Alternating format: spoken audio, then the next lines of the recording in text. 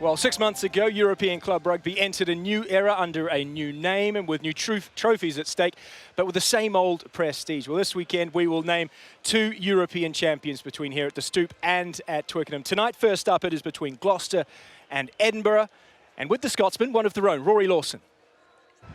Yeah, I'm down here with Stuart McInally at pitchside in what is a huge, huge week for Edinburgh Rugby. Obviously, first European final for Edinburgh. Just give us a bit of an idea as the mood in the camp. Yeah, it's been great actually. It's been a special week for the club, and going forward it's certainly a place we want to get back to. Finals like this, we've probably not been in this position at this time of the season for a long time with Edinburgh, so it's nice to be fighting for something, you know, this time of the year. And obviously the form's really picked up in recent weeks. What's been the key thing behind that? Is there one thing, or is it a number of things that you can put your finger on? I guess it's a number of things. One thing we work hard on is our set piece, and I think that's the obvious answer to give, and what we've brought up front recently against the Dragons and Zebra last week, something that we're going to look to build on tonight. It's a case of, you know, Gloucester probably know what we're going to bring, and it's up to them to try and stop it. And what extra do you need to do to beat Gloucester tonight? They've got a dangerous back three, dangerous back line in particular that we're well aware of, so we've spoken a lot about that this week. But we've majorly just tried to focus on ourselves. We know that if we play well, play to our strengths, then we'll have a really good chance tonight. Good man, all the best. Cheers. Thanks guys. Well, Pat Sanderson, he's also here back on his old stomping ground, and he's with the Gloucester boys. Who have you got, Pat? Well, we're right in the middle of the warm-up here. There's balls dropping all over the place, but look, it's really, really exciting out here. We're with Tom Savage, the man whose job it is to lead that Gloucester front five tonight. Look, Tom, half an hour before kick-off, it's the European Challenge Cup final. These are the nights you dream of, surely. Yeah, definitely. We've worked hard all year to put ourselves in a position like this, and hopefully we can go out and put a performance in. Look, you and I both know that, I guess, the most unforgiving, rugby fan there is the Gloucester fan. Yeah. They've travelled down the M4 en masse tonight. Yeah. Do you feel that extra weight of expectation? I think it's going to be we use it as a real positive. We've got them. We know we've got them behind us every week, and I think they can really count as almost that 16th man tonight. Now, 2 weeks ago, we saw exactly what the Edinburgh pack are capable of. Is tonight going to be won and lost up front? Yeah, it's going to be a huge battle up front. I think you'll go on for the full 80 minutes, but you don't get to this stage of the competition without having a quality set piece, and I think it's going to be a huge battle up front. Yeah, look, best of luck tonight. Cheers, thank you very much. Thanks, guys. So a long time between drinks for Gloucester, and history in the making for Edinburgh just being here. Let's remind you how they made it to tonight's final.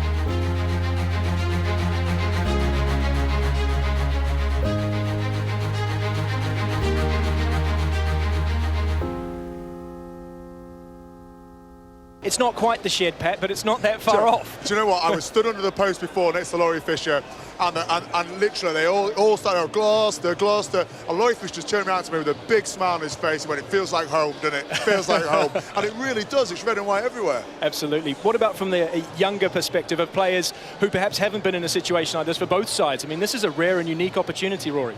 It is, and I think the key thing for these young guys is do what you've done all season long, or in the last few weeks, particularly when you've been successful, because ultimately it's in these big games you can start looking for something a little bit different when it's not needed. So you've got to get your basics right, you've got to get your job right, and don't go off script. Ultimately, that you're here because you've done well in the rounds leading into it. You're in a big final. Yeah. Just do what you've done, just that little bit better. And just from a Gloucester perspective, I hope the last person out switched the lights off, because it seems like the majority of the city are here.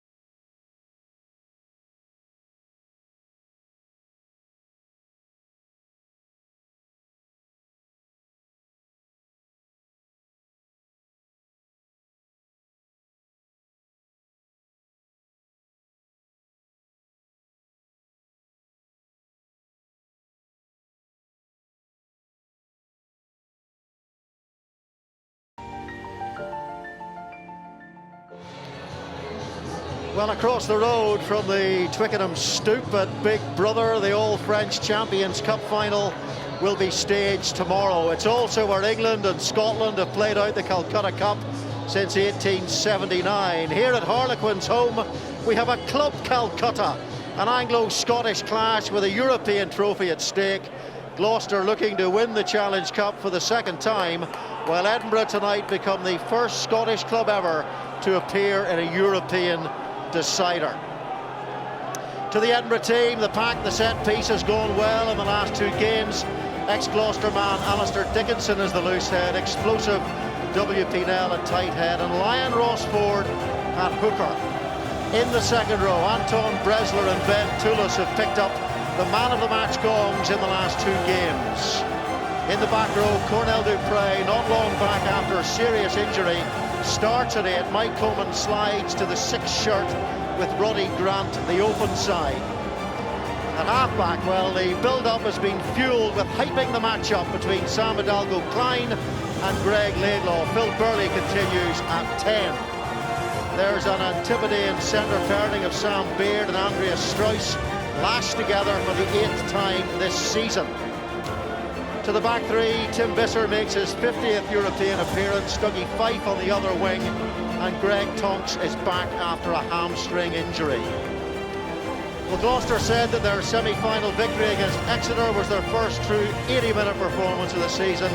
They might need another one. Same front row from the Chiefs when Nick Wood, Richard Hibbert and John Afoa. The scrum went well.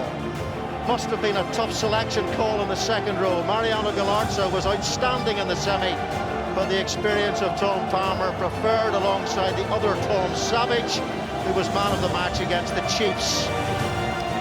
To the back row, Sione Kalamafoni was injured last week, a big blow. Ross Moriarty is in the Tongan shirt, Matt Kimbesic is in great form, Gareth Evans is the number 8. At half-back, the Celtic combination of Scotland captain Greg Laidlaw and Welshman James Hook. In midfield, Billy 12 Trees is the captain. Billy Meeks has scored tries in both knockout games. The back three have scored 24 tries between them this season.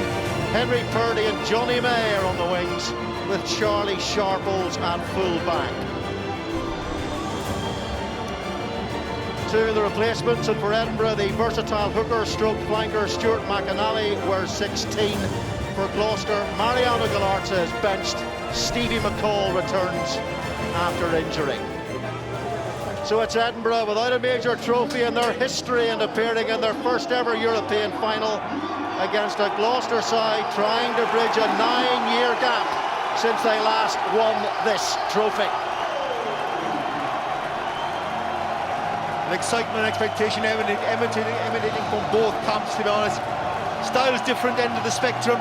Both sides need an element of opposition strength to be victorious tonight. And you look at the way that it's gone for Gloucester. You look at very, very hard work inside. Template for that. And you look at someone who typifies that sort of attribute. Ben Toulis has been outstanding. His athleticism, his hard work around the field really has shouted out throughout this domestic season. Go across the other side, Gloucester's domestic season has been underwhelming, but they've showed an appetite for this tournament. And you have someone like James Hook, who really started to unlock the potential of this side through discipline and direction, to go with his more natural attributes and natural inclination to attack from every facet of the game. The referee, Jerome Garces, who also handled the Challenge Cup final last season between Northampton and Bath. Well, Gloucester's 2015 dream is to replicate that success in 2006. For Edinburgh, it's about making a statement for themselves and for Scottish rugby. The final sprint for silver starts here. Here is Kvesic, 3 Man of the Match awards for him in this competition already this season.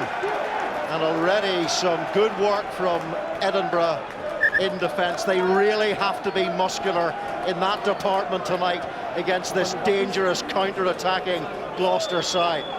I'll wait for the defending team, okay? Typified their performance so far in this tournament. We've been very abrasive, very physical at the breakdown. Have Edinburgh and a good hanging start to the game. Really the pressure from forward is there as well, really putting pressure. Line out is straight to Anton Bresler and then taken in by Ben Toulis. Now the carrying from Ross Ford, the Lion. Ross Ford, who was the captain when Edinburgh won at Kingsholm in the Heineken Cup last season. And it's the first penalty of the game, and it's very much in kicking range here for Sam Hidalgo-Klein, for a chance now for the Scottish side to say we're here and we're ready to win. Yeah, really positive start for Edinburgh.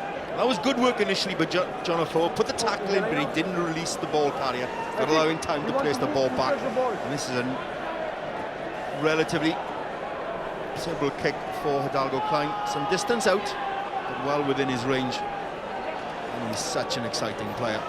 One of the Edinburgh players this week whimsically said that tonight's battle between Hidalgo-Klein and Greg Laidlaw is the Scottish version of Mayweather against Pacquiao. Hopefully it won't be quite as violent. I hope it goes the full 12 rounds then. Somebody will win on points. The question is, can Sam Hidalgo-Klein deliver the first 3 points of this Challenge Cup final? Top point scorer in the competition this season with 91.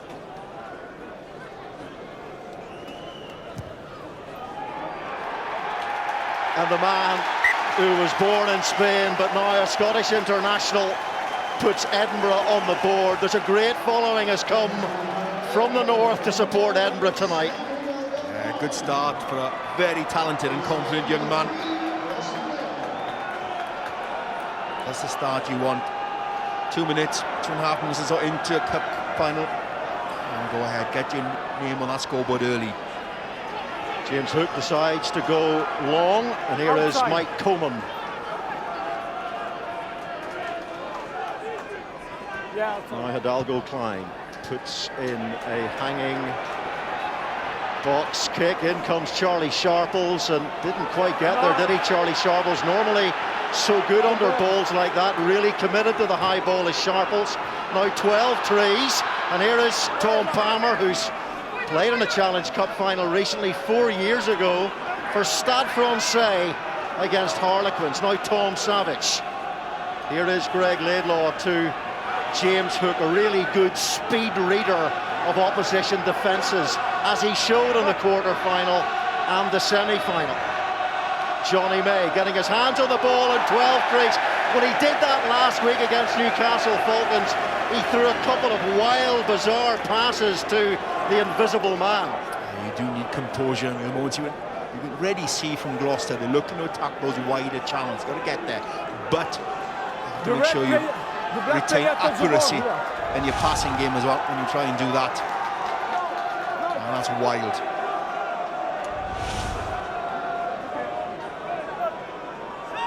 So loss for so many internationals for Scotland, and he finds his skipper in the line-out. And Roddy Grant is in possession. Couple of tries last week when the Edinburgh pack was really dominant against Zebra, but then you would expect that against the Italian side, and that's a little bit deep. And here is Johnny May, got his hands on the ball 15 times in the semi-final. He will go hunting. Laidlaw. Now Gareth Evans, big responsibility on Moriarty and Evans tonight, with no Callum Mahoney, no Ben Morgan, of course, who was injured against Saracens at the beginning of the year. Laidlaw, now Kovacic, and May again. That's the third time Johnny May has touched the ball, and again it's a poor pass in the wide channel that costs the Gloucester attack. Once again, evidence of the intent of this Gloucester side to get those wider channels, but you've got to go on the correct ball when the time is right. Really good aggressive defensive press from Edinburgh, stepping up. That's tight 5 forwards, pressing down, closing down space, closing down time.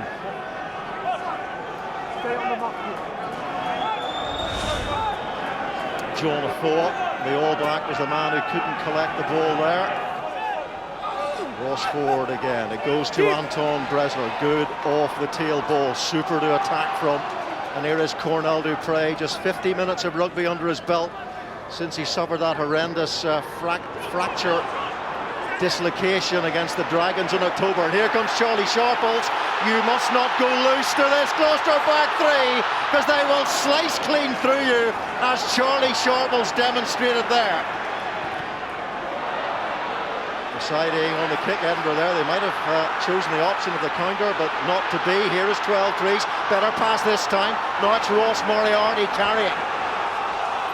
Greg Laidlaw, good tempo from Gloucester here. 12 trees to Savage. That looked forward to Savage, who won the Man of the Match award in the semi-final. That was behind Billy 12 trees. So again, a little bit of frustrating inaccuracy from Gloucester.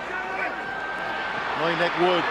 Here is Henry Purdy. So both wingers now popping up well away from their own postcodes. Frantic pace of the game at the moment. Richard Hibbard, the top carrier for Gloucester in that semi-final. Now Savage scored a try on his birthday against the Exeter Chiefs. Greg Laidlaw, Johnny May yet again, and wriggling away. Eventually brought down by Toulis, and now here's Greg Laidlaw. Here is James Hook. James Hook, Sam Beard makes the tackle. What an important stoppage that was by the Edinburgh midfielder. And the referee was playing an advantage, Erlongar says, and brings them back for a potential three-pointer for the Cherry and Whites. Well, the pace of the game would be very much to Gloucester's liking. It's exactly the type of pace and tempo they would want. Quick. Edinburgh have to slow down the ball, and when we talked before the game of being loose with their kicking, you cannot allow Sharples and May to counter-attack from half field and give an opportunity to beat the first man and get into open space. When they get into open space, they're really going to make defences suffer. That's where their strength lies, and that quick tempo of game. The key with the tempo, though, you can't afford to be frantic. Be fast, make sure to be fluid, but can't afford to be frantic, and make sure those passes find the man, and that's where Gloucester haven't been able to put the finishing touch to these opportunities. Charlie Sharples, who is Gloucester's top try scorer this season, 5 in the Challenge Cup, but 10 all told. His 6th start at fullback. Rob Cook out long term. Stevie McCall just coming back into the mix today. But it's Greg Laidlaw, 3 points from the other Scottish international scrum half for Edinburgh. Now it's the chance of the Scotland captain. The sorcerer and his apprentice today. Laidlaw versus Hidalgo Klein.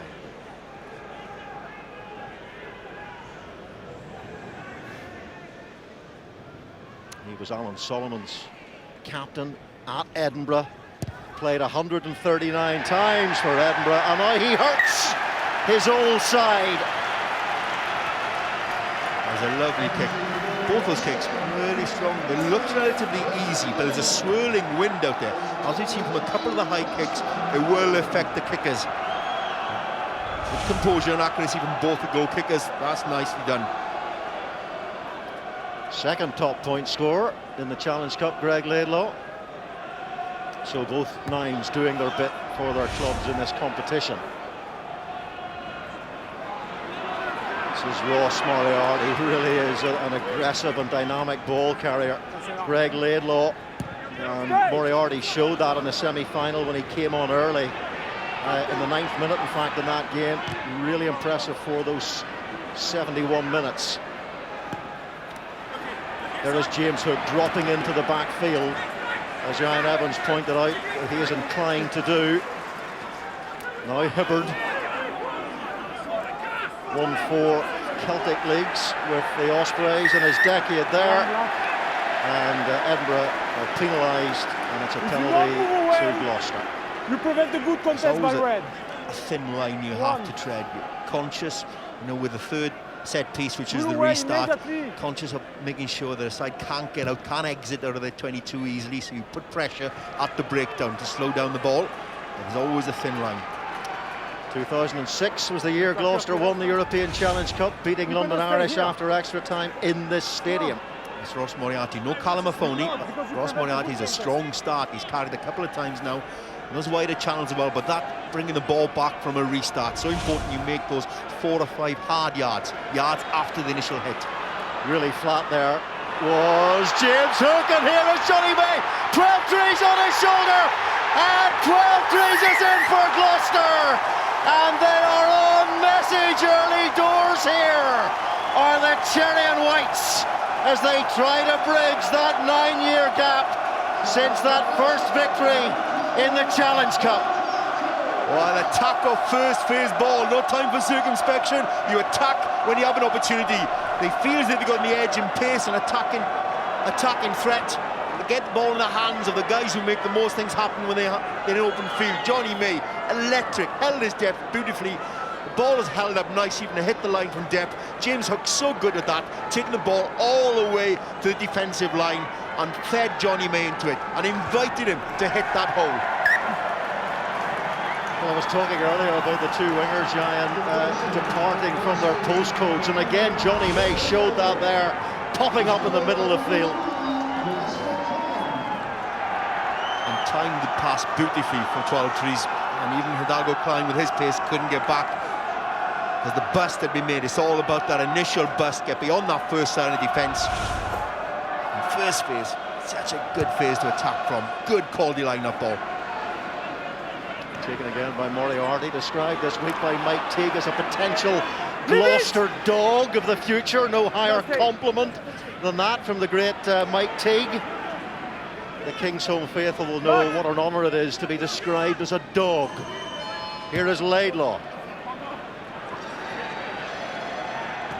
And it's well taken by Johnny May.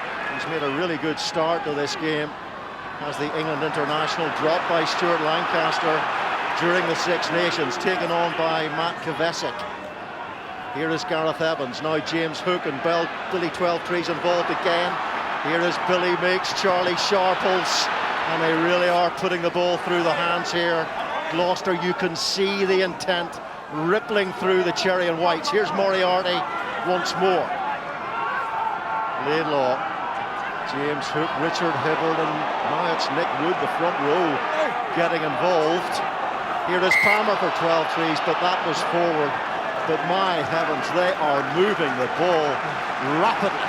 You saw the flying figure of Anton Bressler there going flying past. But the pace of the ball, the presentation, was excellent. Excellent ball at the top from Palmer. And you see, there you see James Hook taking the ball all the way to the gain line, just pulls that ball back, and Johnny May didn't pressurise the passer. He held his depth and hit the line. And pretty much a no-look pass. And so many red figures, alternate angles, just confused the defence. But excellent, all started from a good quality line-up ball from Tom Palmer.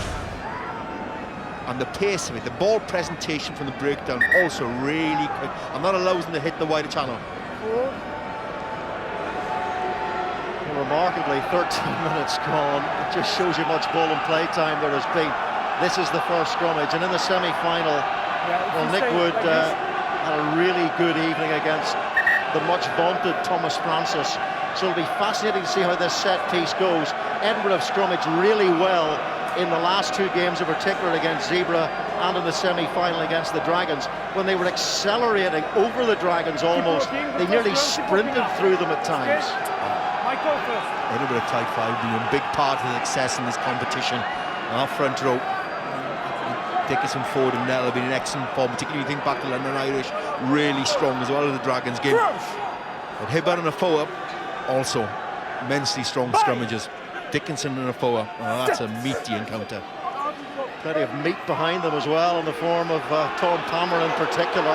And it's a real wrestling match in there. And that is an absolute mess. It was like a candy floss machine in the end. Everyone ended up on the different side of the scrum when they started. But you have a French ref, Jerome Garces, they love a competitive scrum.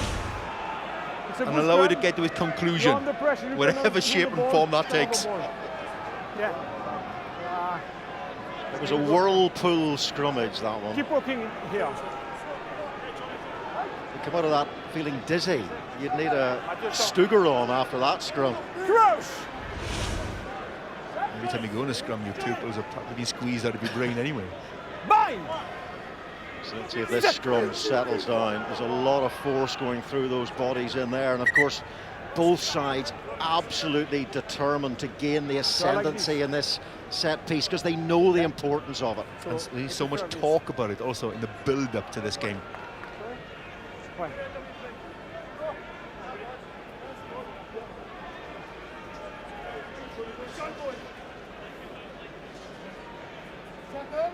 I think as well as the physical damage it does with a dominant scrum, it's also the psychological damage of a scrum being going backwards. Well,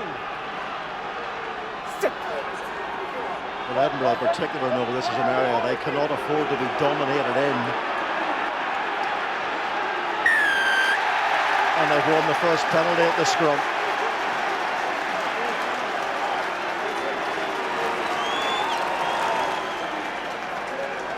We know it's going to be competitive. There's a fair bit of verbals going on the back of that as well. Well, that is a big result for Ross Ford and WP Nell. And also for Alistair Dickinson. Alistair Dickinson, who spent 4 years at Gloucester. And you see Greg Laidlaw eventually desperate to get that ball out. Practically puts his hands underneath the prop's feet.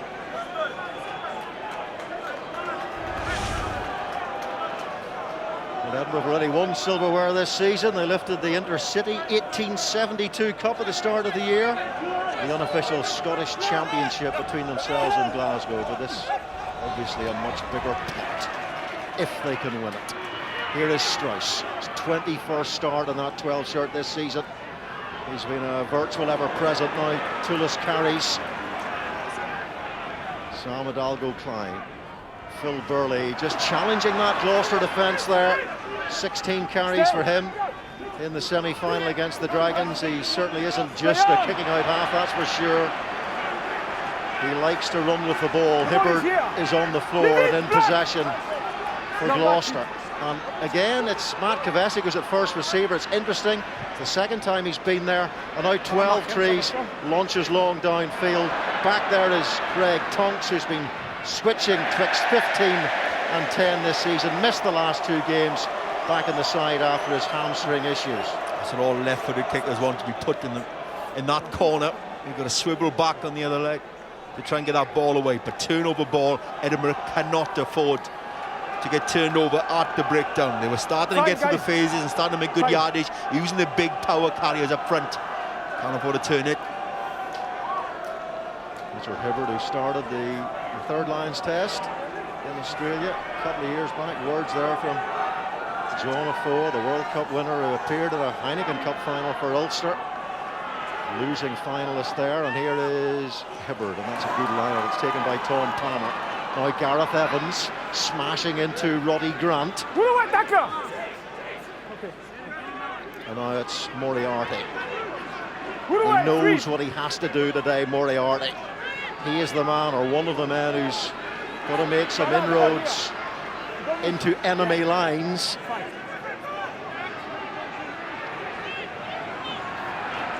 Edinburgh trying to put the pressure on there, but Hibbard manages to present the ball. Now it's James Hook again to Billy 12-3s. Henry Purdy outside him. It's just electric pace on both wings and at fullback for Gloucester tonight. Here's Laidlaw. Now Tom Savage to Purdy. Mike Coleman makes the tackle for Edinburgh. Gareth Evans into Cornell Dupre. Alan Solomons likes to build his structures around Cornell Dupre, and that's one of the reasons why he was so determined to get him back into the side after that horrendous injury. Here it is, Billy Meeks tries to get that offload away, and it's just about stuck in the hands of Henry Purdy. But Edinburgh have the ball, there was turnover ball, and then the infringement, and they're going to escape. Yeah, Edinburgh have to slow down the pace of this game. Breathless stuff from Gloucester. They're able to attack those wider channels because of the speed of the ball. And you see the likes of Purdy, they're attacking the game and using their feet to beat the first tackle out. And you see James Hook running onto the ball, attacking the defensive line, ball in two hands, alarm bells are going. What about you? There's been really good line-out options taken by Gloucester. The selection of Tom Palmer ahead of Mariana Galazzo, with such an impressive game against Exeter, would have raised a few eyebrows. But he's proven his worth, certainly. The try for Johnny Makem in the back of line-out won by him. Taken by Ben Tullis. He's the real highwayman for Edinburgh. He's stolen 19 lineouts all told this season. The Dick Turpin in there on opposition ball, but now the ball here, winning his own ball there. 1 and 2. Off goes Alistair Dickinson. Over 50 appearances for the Cherry and Whites in his spell at Kingsholm. Back feet. Over his old side. Now Hidalgo Klein setting himself for the box kick. Here is Charlie Sharples, takes it well. And he gets his kidneys jiggled by a couple of Edinburgh defenders. They laid that ball back beautifully there, under pressure. Oh, and Tom Savage has done well to burst through there. Sam Hidalgo Klein makes the tackle. Savage was shaping for the offload. It's Johnny May again to Hook, and now 12-3s for Billy Meeks to chase, and it's Greg Tonks who covers across. But more pressure, more territory from Gloucester. Yeah, and a missed tackle. But Edinburgh defensive line can't afford to do that. So good, really good strength by Savage. Man of the match in the semi-final, as you mentioned earlier on. Good work rate. As around the field, there's a lot of carries in, lots of tackles as well. Stay, round 2, stay. So Rossford inside their own 22 here. And it's Ben Tullis who takes that line-out ball. And it's presented nicely for Sam Hidalgo Klein. He's not gone for touch there. He's gone straight into the midst of Charlie Sharples, and here's the pace. The pace that you've got to shut down. And it's turned over, and here is Rossford. And Rossford puts the ball into touch, and I think Steve Scott can join us from the Edinburgh coaching staff. Steve, what do you have to do to stop this relentless Gloucester beginning to this final? Yeah, it certainly is relentless at the moment. I think first of all, we need to keep a hold of the ball. You know, I mean, we've kicked a couple of poor kicks. It's allowed them to counter-attack, and we know we are slipping off too many tackles, you know, at the moment. And how are you going to get your own game going? Yeah, I think it's need to be patient, look after the ball, you know what I mean, and get some field position, some territory, and try and get our driving maul going, and just slow the game down a wee bit. At the moment, it's a wee bit too loose, and we're struggling a bit in defence. Hi Steve, it's Ian Evans here. The pace of the game probably is more to Gloucester's liking than your own at the moment. Yeah, totally agree with that. You know, that's what I'm saying. We need to just get back to some set piece, slow it down a wee bit, get our maul going, you know what I mean, because they're dangerous in the counter-attack and loose kicks. Okay, Stevie, good luck. Good luck with the heart rate for the rest of this half and the rest of this Challenge Cup final. And from an Edinburgh point of view, they've got to somehow find a way to get themselves into this game, because they've hardly been inside the Gloucester half in this opening quarter. They're still only 7 points down, so they can't afford to panic. It's about control, it's about composure, and they're struggling at the moment any of those aspects in. Greg Laidlaw, and this is the Scottish international, boogie 5 underneath it. Henry Purdy makes the tackle. Purdy scored a great try from deep last week in that crazy game against the Newcastle Falcons at Kingsholm. 42-40 the final score. It was a crazy game, wasn't it? Madness. 33 points scored in the last 15 minutes. Here's Bresler, who has won a Currie Cup with the Natal Sharks, and the legs are chopped from underneath him there. Was that Richard Hibbert in there with one of his hands-free efforts? Yeah, as everybody copy, he is guilty of that at times.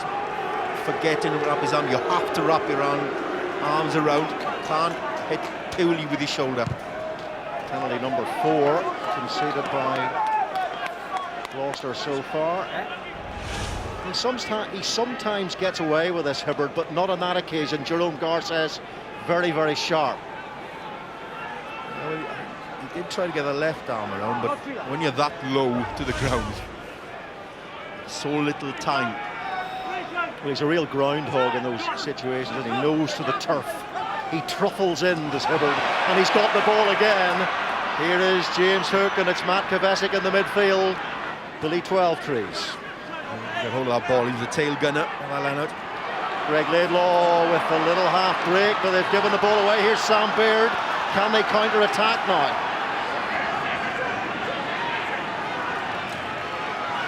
Phil Burley sees some space. Charlie Sharples using that pace across the ground at full-back, and then clears the ball away. Now that's a better kick from Phil Burley. No opportunity to counter-attack. Charlie Sharples was back in his own 22, had to kick to touch. That's more the kicking than we saw from Phil Burley against the Dragons. And that's hit out of the tail of that line. Poor throw. And then the opportunity to offload from Greg Laidlaw. Sam Baird was able to snap that up. It's far better from Burley. It means that no attacking from a good field position. To the stakes. Third line out take for the man born in Brisbane, who's got a great volleyball background. And he shows those skills not just in the line out, but in the loose as well. Here is Hidalgo Klein, Phil Burley, and Matt Kovacic was up like lightning, but they've managed to get the ball away. Here's Sam Baird. This is the sort of situation that Gloucester can counter-attack from. That loose ball, and it's Johnny May, and Henry Purdy is on his shoulder, but Johnny may not need anybody else, and the top tackle has saved Edinburgh there, because Johnny May was about to scorch all the way. And Jerome Garces has gone straight to the pocket there. There's going to be a yellow card. They may have survived the try from Gloucester, but they have not survived the ire from the referee. Well, turnover ball once again. Edinburgh's Achilles heel. You can't afford to turn over the ball and allow Johnny May to counter-attack. Ball was lost there by Beard. Johnny May looks up, and that instant acceleration, he just puts on the afterburners, gets into open field, and away he goes. And all the Edinburgh defenders are chasing shadows. Cornell Dupree gives him the outside, and this is a brilliant tap tackle, one of desperation. Just grabs his heel. Brilliant from Cornell Dupree. And here comes the driving maul. It was Tom Palmer who won the line out. Now can they capitalise? Remember, Edinburgh are down a man. Bresler is in the bin. Just got to be patient here. Tom Savage, they're trying to lift him up and over the line. Now Gareth Evans driving into Coman. Hidalgo Klein tries to hold him up. Garces is on his knees, and he says it is held up. He thinks it's held up. Let's look, finding a camera angle that'll show that. C'est bon. Eric. Jerome Garces might have the best view. Eric. He did immediately Yes or no? signal Yes that or it no, was checking. held up. Jerome Gar says he was in an absolutely fabulous position, getting grass on both knees, but obviously it's a good decision to check through Eric Gozan. Yeah, and the question is try yes or no, so he needs conclusive proof that this try was scored by Gareth Evans. Well, what you need here is, with that question, you need hard evidence. There has to be a smoking gun. There's plenty of bodies in there shielding the view. I think Jerome Garces has the best view.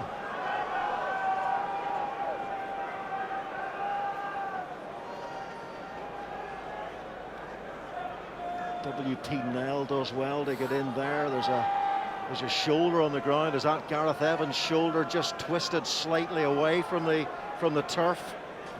But at the angles we've seen, there is no conclusive proof. You can see the ball just there being transferred.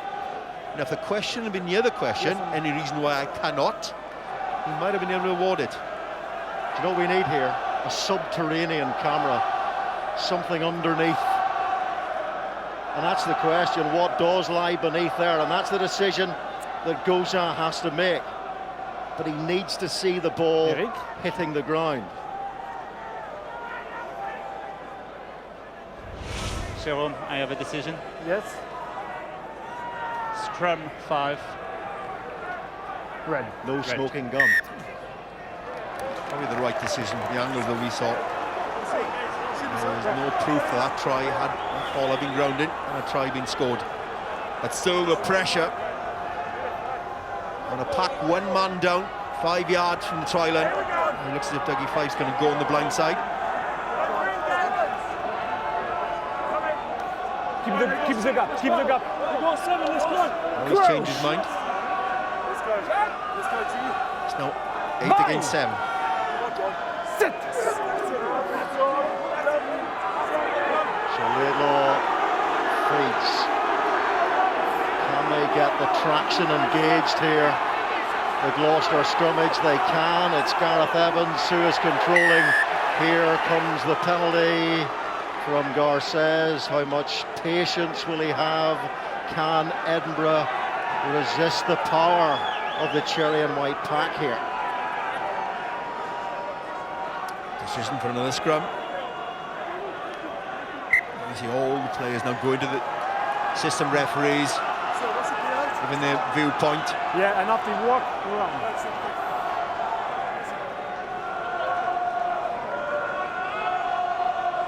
Gloucester. It's a great attacking position for them, but Edinburgh now have to dig deep. I can use it. Depends. That's all part. Yeah.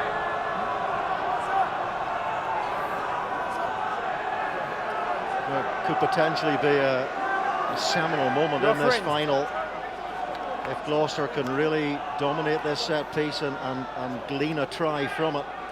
Well, I don't think Edinburgh will want Gloucester to build up too much of a lead. You don't seem to think that Edinburgh are a side built to chase. A bit more prosaic about the way they play, get the fundamentals in place. Bind! Sit!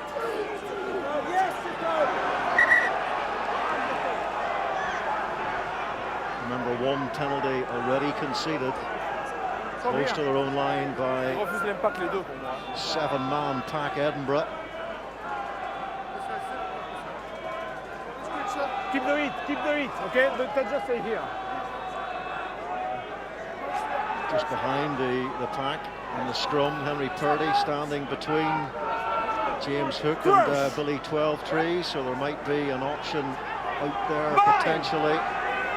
There's nobody on the Gloucester blind side, and a free kick this time.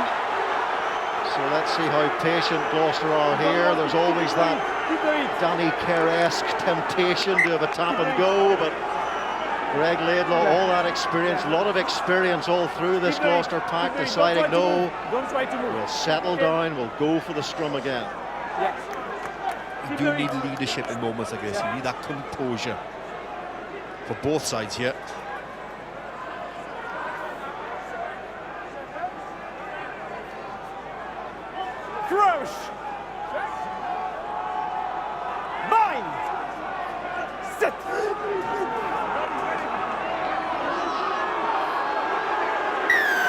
Oh, penalty to Edinburgh, and it's come down on the tight head side for Gloucester. Says the French referee, it's against John Afoa. What a massively frustrating moment in this game for this Gloucester side, because they were set on that Edinburgh line. Well, a moment of frustration for Gloucester, but that might be a moment of inspiration for this Edinburgh side. They're down by 1 man, 14 men, a 7-man scrum. I think a loss of footing more than anything else there. I think John Afoa lost his footing. Also on top of that, the clock is ticking down. 5 minutes have been lost for that extra man advantage. And a second penalty against John Afoa, so Alistair Dickinson will be pleased with that.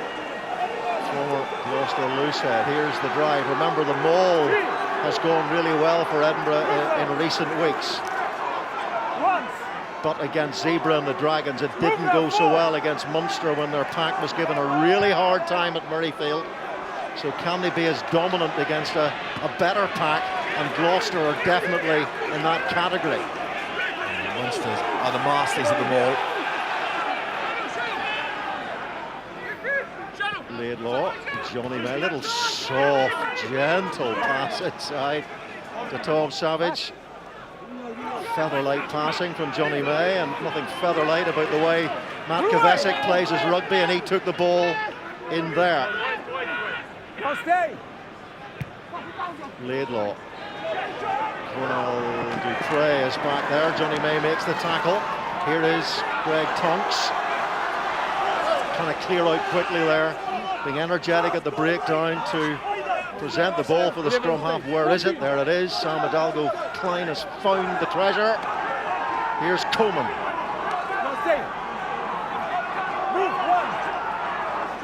Hidalgo Klein, Greg Tonks, now Dougie Fife. Is this going to be Edinburgh's first attacking surge into the Gloucester territory?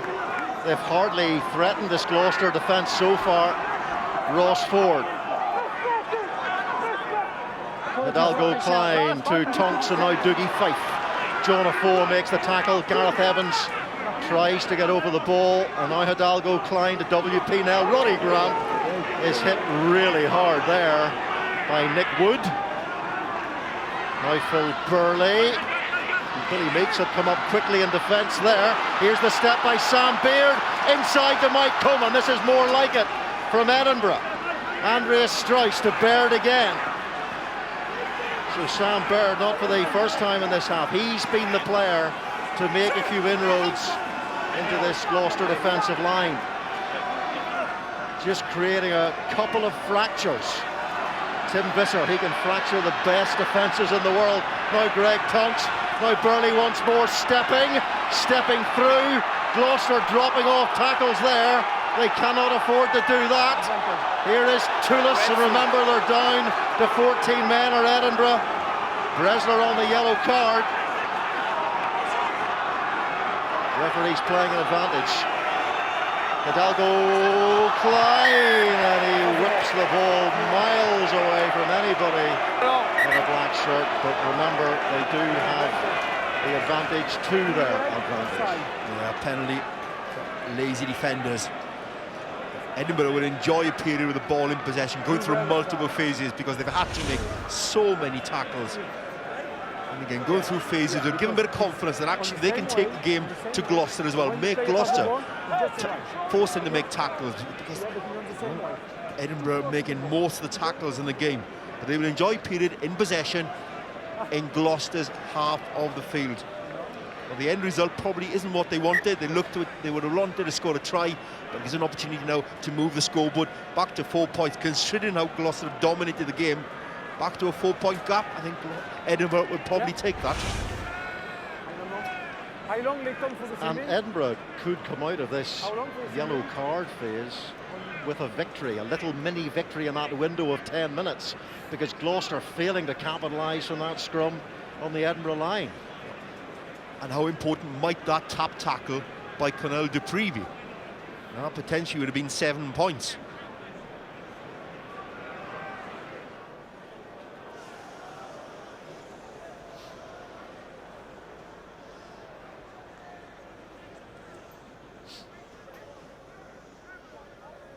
Ah ouais. Tu l'as dit au 10? Ouais, très bien. Well, it was Cornell Dupre who grabbed the shoelace, and it's Sam Hidalgo-Klein who grabs another 3 points for Edinburgh. And remarkably, when you look at the way this first half has panned out, there's only 4 points in it. Gloucester pretty much are dominant in terms of possession and territory. And to be 4 points ahead, that will really give good picking up for Edinburgh. Show resilience in defence, and desperate defence from the likes of Cornell Dupre. And even down to 14 men for 10 minutes. They've closed the gap on Gloucester. 10 seconds left on the yellow, and a chance for Gloucester to square up that 10 minutes with a penalty of their own here. Gloucester, remember, the #1 seeds in this tournament, come out of their pool winning all 6 games, 5 try bonus points, 25 tries scored. Edinburgh back to full complement now with the return of Anton Bresler, man of the match a week ago in the league against Zebra. And they won the tournament 2006. They went through unbeaten that season as well. Under Peter Buxton, the captain.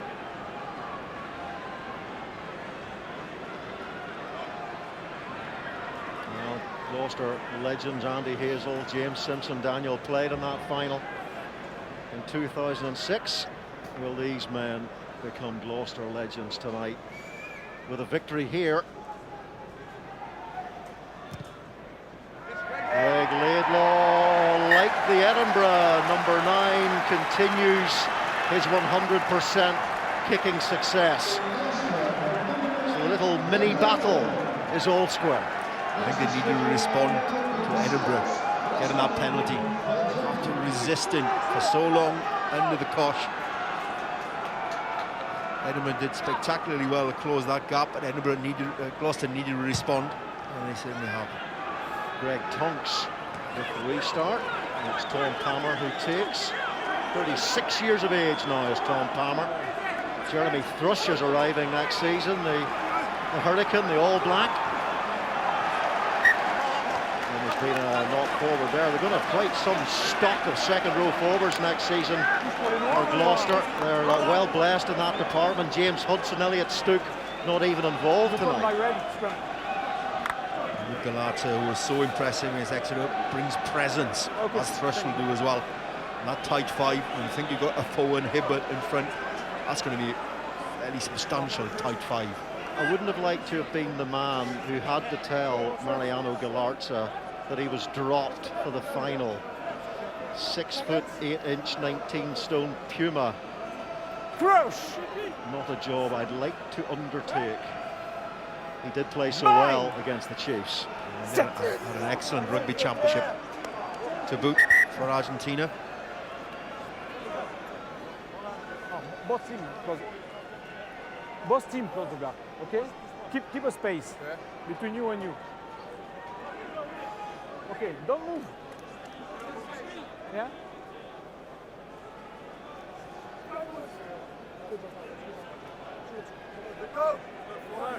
Keep the gap. Yeah. Second. Crouch. Bind. Set.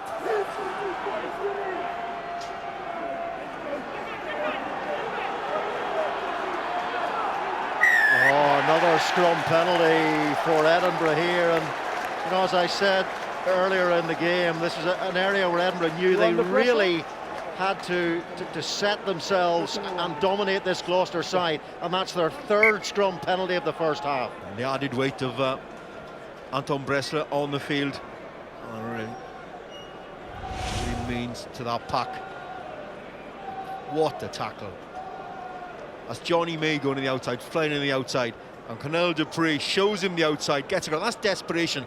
Oh, that is an unwillingness to allow Johnny May to score. Desperation. That's a brilliant chase back, and that potentially was a 7-point try for Johnny May, and they ended up getting nothing from that series of scrums. He's made 9 tackles in this first half. Cornell Dupre, so important to this Edinburgh team. Fast-tracked back into the side by Alan Solomons after that horrendous injury against the Dragons. I think he repaid the faith of his the director of rugby in that instance alone. Dalgo Klein, man of the match in the quarter-final against London Irish. 38 points in the knockout stages, quarter-final and semi, and adding to that total here in the final tonight. Oh, and it's the first miss of the evening by either Scottish number 9, and how important might that be for Edinburgh, because that would have got them nice and tight to the cherry and whites going into the second half. And saying that, it's still an extremely close Challenge Cup final. Gloucester leading at the break by 13 points to 6.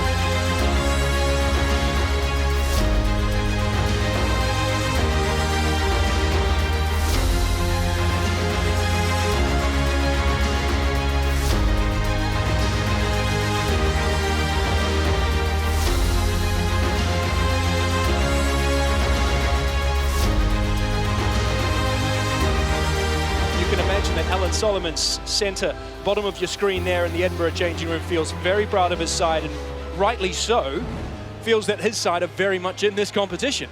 Yeah, absolutely, and we heard from Steve Scott during the game, and he actually said, we want set piece, we want to be able to dictate the pace of the game. And you know, you touched on it, it's not often you get a game as open as this as a final, but it's because Gloucester dictated the pace from the off. They came out the blocks, they got the ball, they kept the ball, they put Edinburgh under pressure. We saw the Edinburgh miss tackles in that half, and that's their biggest fear coming into this game. They give the back three opportunities like they did, and there's only so long that you can hang on. True. The back three, of course, are the danger men, but it's up closer to the set piece, to the pack, and to the carrying ability of Gloucester that we focused pre-game, Pat. Yeah, well, we talked about it, didn't we, pre-game, and we said that Gloucester's momentum comes from those big ball carriers making yards, and I think Edinburgh just didn't deal with it first half, and we just saw it's far too easy for the Gloucester forwards to get over the gain line. There's 2 or 3 examples in the first half, you know, where really, you know, that guy sticks his tackle, Kovacic goes down, and Gloucester have no momentum as it was. He didn't, he shook 2 tackles.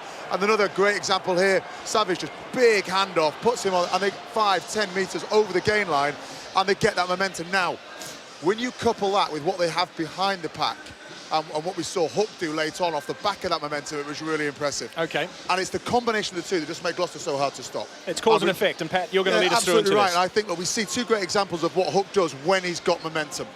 And we just play this through, and we'll stop it straight away there. Straight away, what Hook does better than any other 10 is he takes forward momentum, and it sits defenders on their heels, and we see it here very, very clearly. As a result, he takes the line, Hibbard comes off his shoulder, and they're 10-15 metres over the advantage line. Now, we see another great example, this time of set piece, and let's wind it on really slowly. Okay, so again, what do we see? Straight away is Hook into that space, and it puts all the defenders on the back foot, and we wheel it on to this stage here, and what you've got is 3 defenders all sat on their heels, and Strauss it is on his heels with the quickest winger, you would have to say, in European rugby at the moment, out the back and into the hole, and it's all too easy, and it all stems from the fact that Hook takes pace at the line, and it frightens defenders. And it's quality of the source of ball. You saw that one off the set piece. You saw the one whereby Hook can take it to the line. It's quick ball. And I sort of said right at the top of the show, talking about the scrum halves, who can get that quick ball, who can dictate the pace of this? And Greg must have been sitting in the armchair there thinking, we're on here, we've got great opportunities. He put the ball out in front of Hook really nicely. He came onto the ball, and suddenly the defences don't know what to do. Yeah, that was set piece. He's gone looking for work there, hasn't he, Johnny May? We've seen it throughout the half. Yeah, he's been the standout player of this half. I'm fully aware of the athleticism this guy has. He's an absolute freak. But he's been off it. He's been on the left wing, he's been on the right wing, he's been on the counter-attack, and it was only Cornell Dupree twice he managed to tap his heels and had him sliding on his knees that stopped two tries, arguably. 105-metre carries for Johnny May, almost as much as Edinburgh in total. But of course, Edinburgh can win a game of rugby in a different fashion, and that's what they showed us late on in that first half. There's no question, right? There's two ways to win a game of rugby. One is what we're seeing from Gloucester, which is momentum and the brilliant ball-playing ability using their strike runners. The other way is to play with structure. You know, get your set piece right, get your drive right, get your kicking game right, and get your defence right. And when they've done it well, Edinburgh, actually, they're in this game, and their scrum in particular is dominant.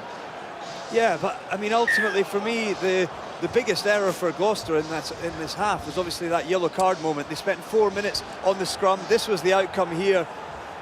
John Afoa going, I think it was a slip on the far side, Al Dickinson winning the penalty, and off the back of that, momentum came. Here's Edinburgh's penalty, gave Hidalgo Klein that opportunity to go at goal, and ultimately, you could come out of that half and say, Edinburgh don't deserve to be in touching distance of Gloucester, but they are, and they'll have taken confidence from that. They want to squeeze this Gloucester pack in and around the set piece. To me, it's more than that. Actually, when they've got it right, they've got the game. There's no question. They've got to stick their tackles. They've got to control the game by sticking their tackles. If they do, they'll take the momentum away from Gloucester, and we'll see the whole momentum of the game change. But it stems down to one thing, and it is your one-on-one tackling. You go in low, you drop them on the deck, and they can get back into the game because the basic structure of Edinburgh's set piece is good enough. Yeah.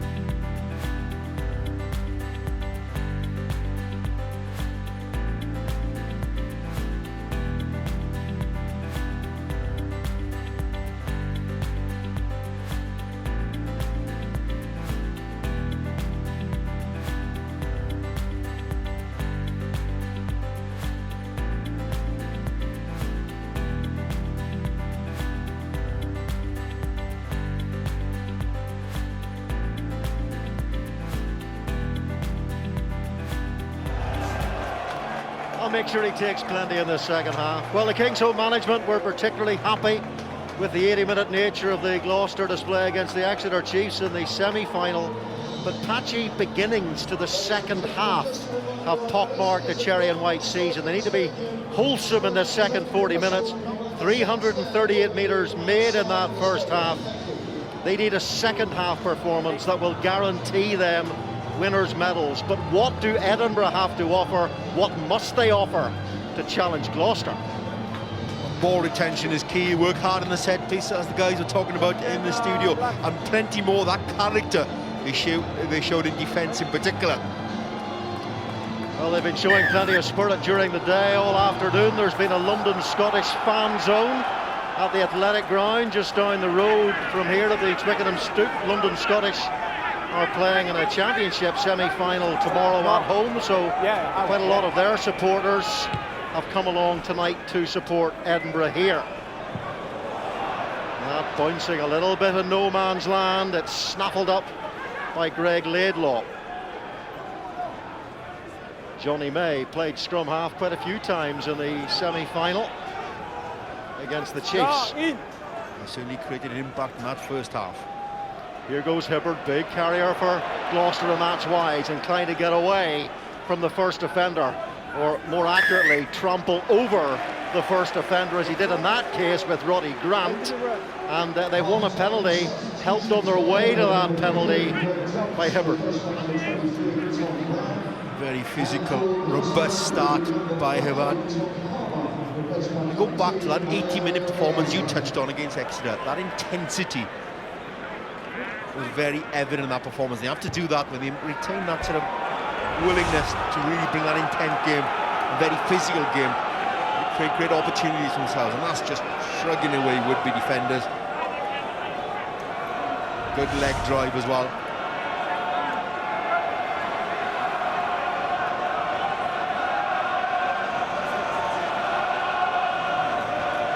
It seemed in the first half as if Gloucester's plan was to run Edinburgh to oblivion and beyond, but they didn't get as many points from that first half as perhaps they deserved or expected from the way they played and dominated the Scots. And it's Mariano Galarza who was on at half-time who takes that line-out ball. There he is, the big 6'8" Puma, and it's Matt Kvesic who breaks away from that maul, which almost provided a screen as it broke away from those Edinburgh defenders down that big blind side. Here is Galarza, had an exceptional semi-final against the Chiefs, as did both second rows for Gloucester. Now Moriarty carries.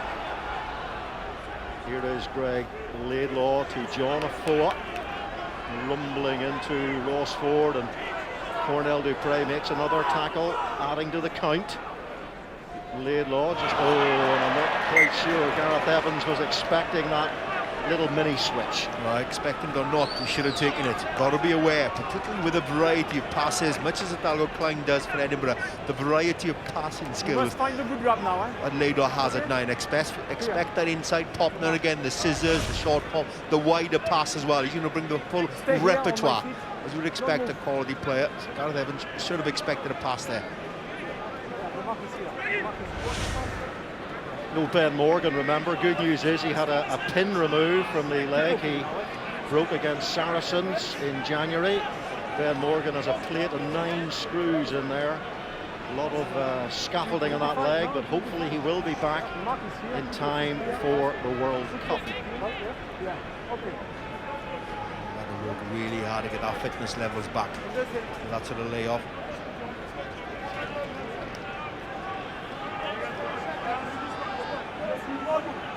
Gross! Bind! Sit! That's another Edinburgh penalty at the scrum, and that is the 4th penalty in that department, going Edinburgh's way so far. And that was against Nick Wood, against Willem Petrus Nel. And once a referee decides you are to blame, it's very hard to convince him otherwise. WP Nel, who will become Scottish quite soon. Nel born in South Africa, one of the jock bucks in this Edinburgh side. So Edinburgh securing that line out, throwing the penalty on their own ball, and off goes WP Nell. He's got a great try scoring record as well now. 13 tries, would you believe, he scored for Gloucester. Quite a return for a tight head.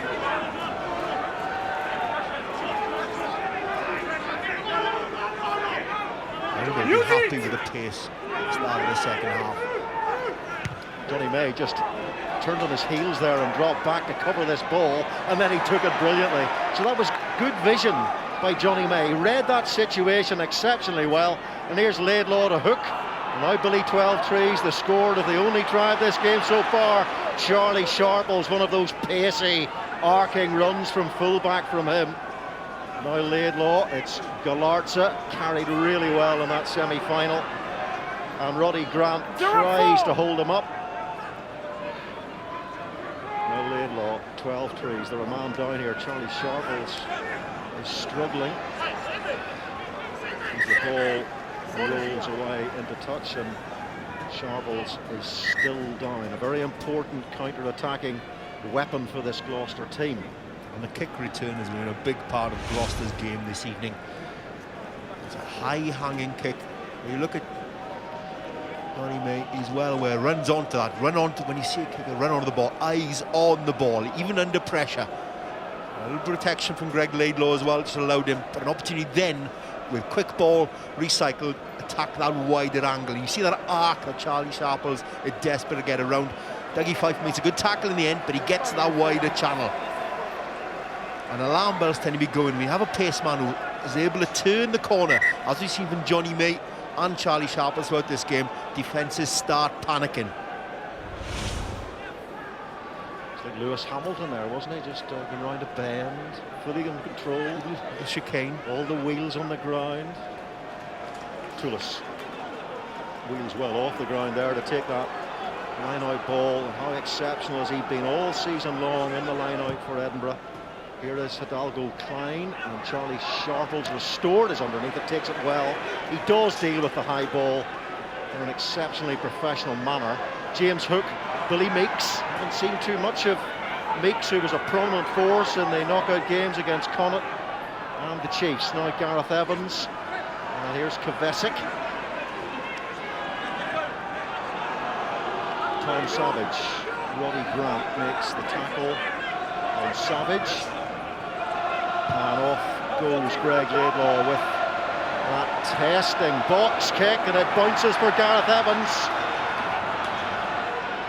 And they need the speedy ball here. Greg Laidlaw need to beat that 3-second window. And was that tackle a little bit high? The referee was right on top of it, says no. Here is Billy Meeks, chips through for Sharples to chase. Is it going to bounce for Charlie Sharples? Not quite. But again, you see the stress that defences are put under by sheer pace. And they're creating fractures, also trying to exploit a bit of grass behind that defensive line. Edinburgh are so keen to put the pressure on, keep that defensive press going, speed off the line, because they know at the speed that Gloucester possess, if they get to the outside, they're going to cause problems. They really are moving the game from one side of the field to the next, really move, and then they keep going one way again, and they stretch the defences. And when they do, they create the gaps in defenders. Defenders stretching them little gaps from one defender to the next, and then they look to exploit those gaps, either with a little kick through or by running through those holes. Jan Thomas has just come on for Nick Wood, so they've lost a very experienced loosehead here at Gloucester. Confirmation, Nick Wood, 12 seasons at King's Home. So a lot of injuries this season though, Nick Wood. Shoulder back, glandular fever even.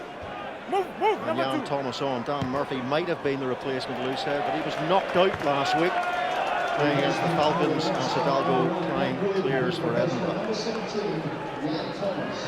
There he is, over 260 appearances for Gloucester. Doesn't look particularly happy.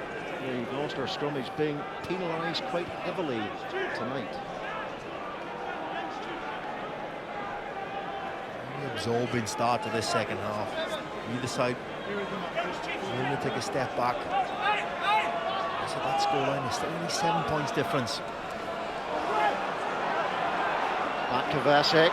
James Hook does like to take the ball flat, taking it into that line of black shirts. Cornell Dupre doing a bit of wrestling in there, and here's Greg Laidlaw. James Hook once more for Billy 12 Trees, tries to get outside the defence. Now it's Johnny May, tackled by Phil Burley, hunted his man down there like a rabbit. Maybe got tackled by Greg Laidlaw then. Like a lurcher. Phil Burley. Off goes Hibbert, and that again, good leg drive from the Welshman, making those hard yards. They want something out of here. They're not going to get anything that way. James Hook tries the speculative drop goal, but they knew that the penalty advantage was coming Gloucester's way, and even more importantly than that, it's right beneath the shadow of the Edinburgh posts. Even you can see the funny side of that, trying a left-footed drop goal from 35 yards. But I always get a little bit, you know, when a really kickable penalty, why not try something, speculate, try something different, put the ball up in the air, put a pass in, try and score a try. This is obviously a very kickable penalty goal. That's not one of James Hook's best moments. He's had a really strong game. We saw him attacking the ball from that first phase, from that line out once again, attack the gain line, ball in two hands, asking questions of defences. Adam Jones tried a drop goal for Cardiff this season. It was much better effort than that one. I'm sure Adam's watching. He'll tell James next time they meet. Laidlaw, easy, comfortable for Gloucester, and the lead is stretched. I reckon they sold about 6,000 tickets for this final down at Kingsholm. They were queuing almost all the way to Mike Teague's bar.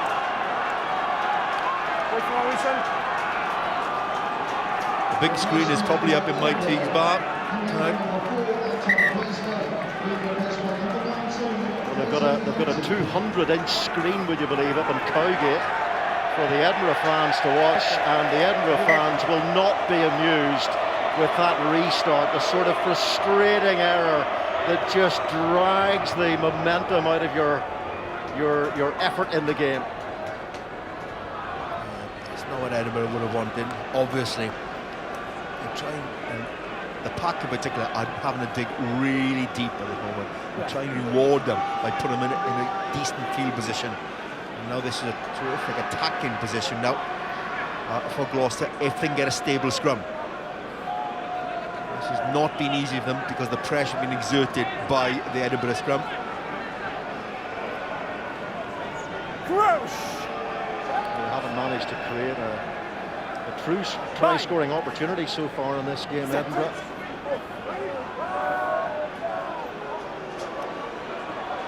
The referee's going to let this scrum develop. It was at the feet of the number 8 in his opinion, and then comes Roddy Grant, so there'll be an advantage here to Gloucester.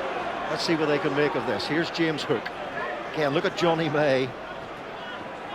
He's always where the action is Johnny May. Now Billy Meeks. Greg Laidlaw. Two back row forwards, Moriarty and Evans, just leeching together there, lashing on to each other.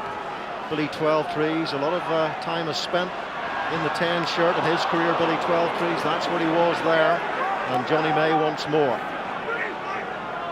Laidlaw, Jan Thomas, Roddy Grant, hits him hard, hits him high.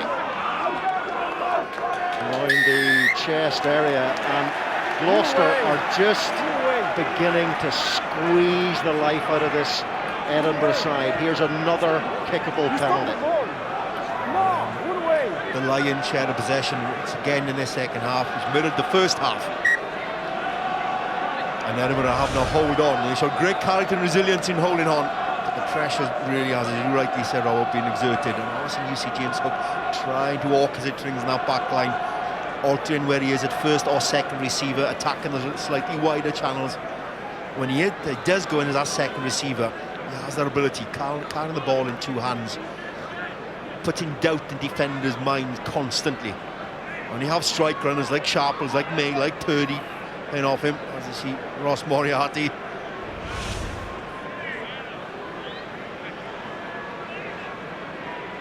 There's every chance of becoming a Gloucester dog if he shows that sort of yappy aggression, Ross Moriarty.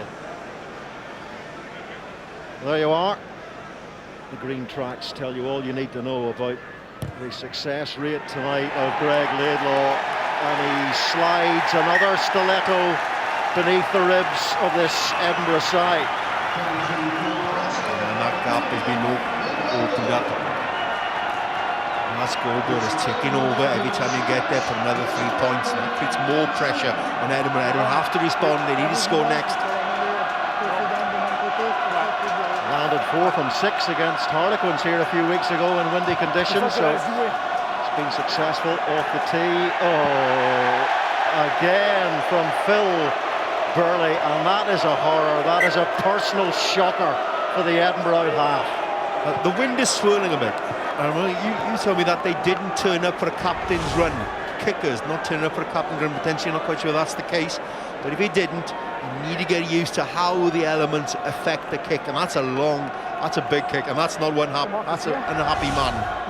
No, they didn't have a captain's run. I checked with the media people at Edinburgh. Alan Solomons had decided they would train at Murrayfield, and they wouldn't come down here to test out the geometry and the geography of the pitch. That was their decision. The restart's so important, the third set piece. But that possession's to 82% of possession in the second half by Gloucester. Bye. And that must be tiring for Edinburgh. Edinburgh have made over 100 tackles already, and it breaks up at the front of the coal face there. Where's the ball? There it is. Sam Hidalgo-Klein has it. Here's Phil Burley, now Beard. Here's Tim Visser. Now he can really do some damage, and Edinburgh need to do some damage soon to this Gloucester defence, or this match is going to run away from them. For the first time in the game, we saw Tim Visser's pace. We talked about Sharples and May and the threat they pose. Tim Visser is no mean try-scorer himself.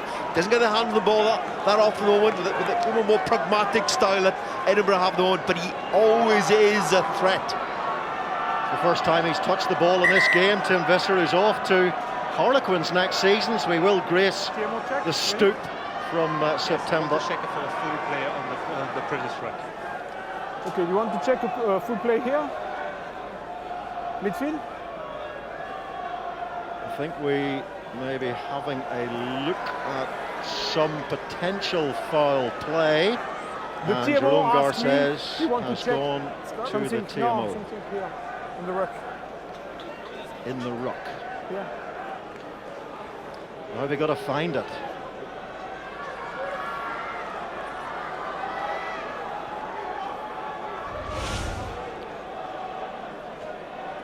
And let's see if we can spot anything. We're hearing it might be allegedly a knee in the middle. The TMO want to check something? Oh yeah. I don't know Is there a knee?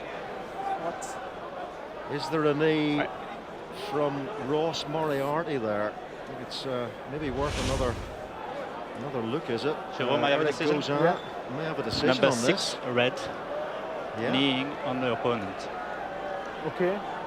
Can you give me your recommendation, please? I would recommend a yellow card for this. A yellow card against 6 red? Yes. It's going to be a yellow card for Ross Moriarty. Since he lost a bit of discipline. You see the number 6 red, put the knee on the back.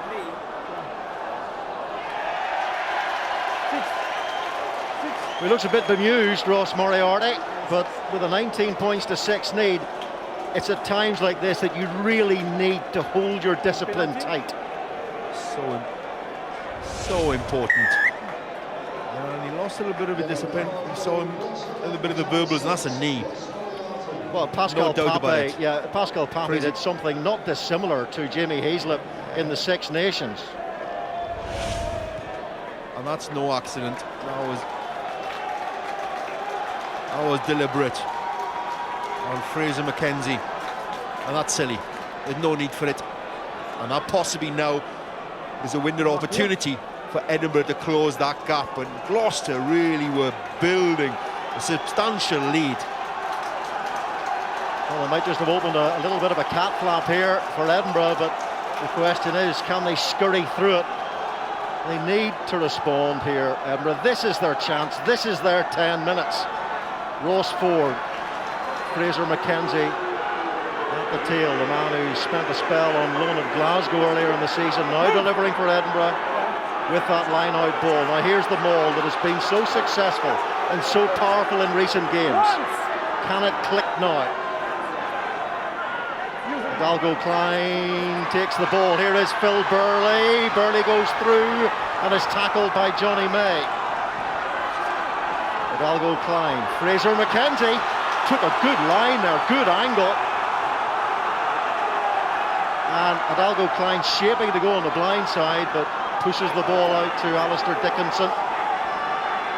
And Hidalgo Klein is directing things here.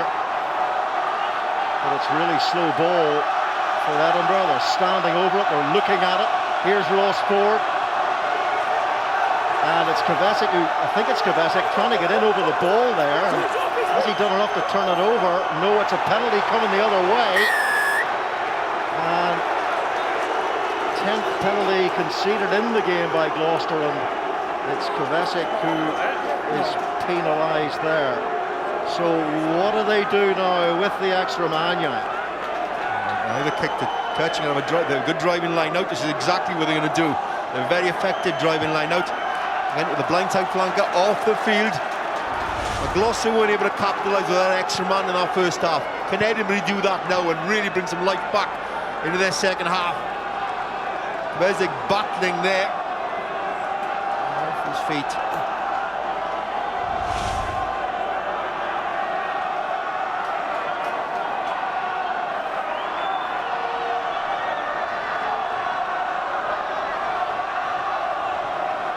Ford. Yeah, part one completed through Toulouse. 7th line-out take. Is it going to be a critical line-out take? You feel Edinburgh really have to get a try from this. And here comes the second blast at the line from Edinburgh. And so close to it, but not quite close enough. And are they going to get another crack? Oh, there's been a little fumble in there on the floor, and they've knocked it forward. Well, how costly in the context of this whole Champions Cup final will one tiny little fumble forward be? How big a moment might that be? The 6.5 minutes plus of an extra man advantage. The drive comes on. Surge, they switch to go back down. Felt there a number superiority on that drive. But they lost the ball. And there at the bottom, it is Gareth Evans, I think, at the bottom of that ruck.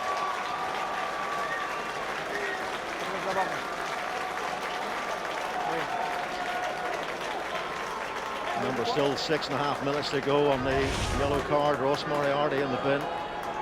As Edinburgh make changes, bringing on Hamish Watson for Roddy Grant.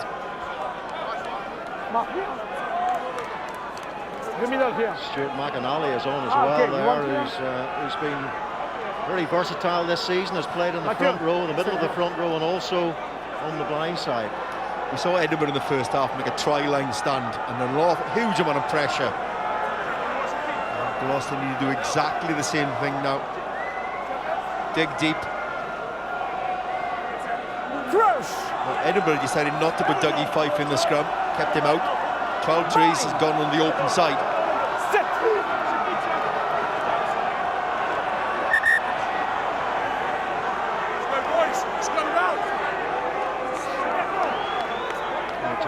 Change your mind, long mind, change your mind. Gloucester have been heavily penalised by the sharp peep of Jerome Garcer's whistle in this game. And they are down a forward. Only 12 trees, I notice. He's a big lump. Has been brought in as an auxiliary emergency flanker here.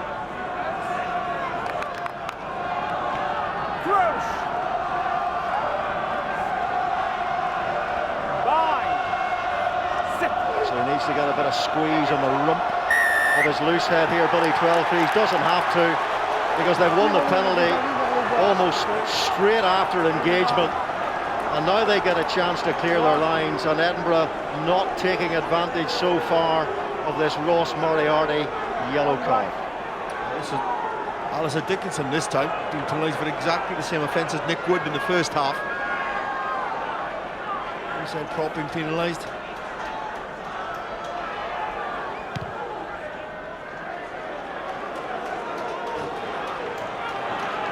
James Hook with a clearing kick. Former Osprey, former Perpignan as well. The offence is the other side of the scrum. That's the one he called. That's what it means to Jan Thomas. Here's Hubbard.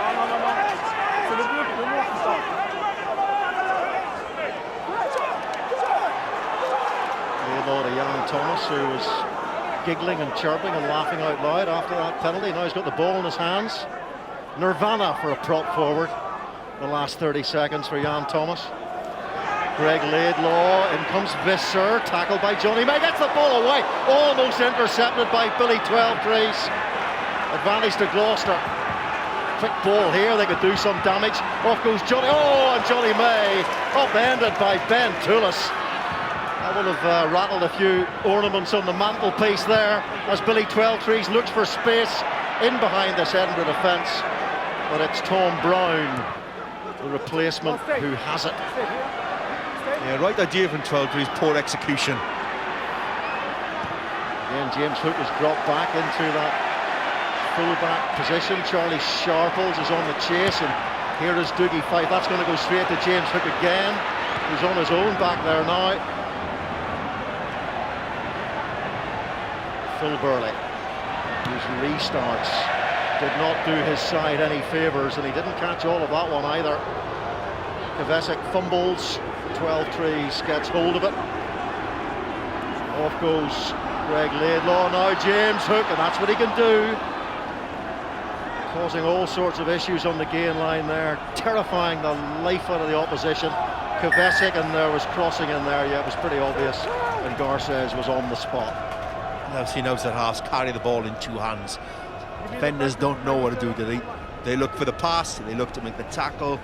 Really petrifies defences when you see an outside half run onto a ball like that, with purpose, with attacking intent. Ball in two hands, defenders don't know where to go. You see him, Miss Watson, missing the tackle. The Fenn was there. Again, he saw a period of aerial ping-pong then, which you haven't had throughout the game. But the nerves are starting to build. The tension is there. You know what's at stake.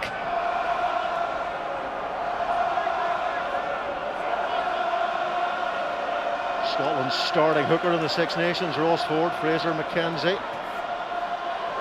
Phil Burley, that's a nice move by Edinburgh. Now it's Tim Visser, and it's Charlie Sharples with a strong tackle. And then Johnny May really quickly in there over the ball, but too quickly for the liking of Garces, because he's playing an advantage here.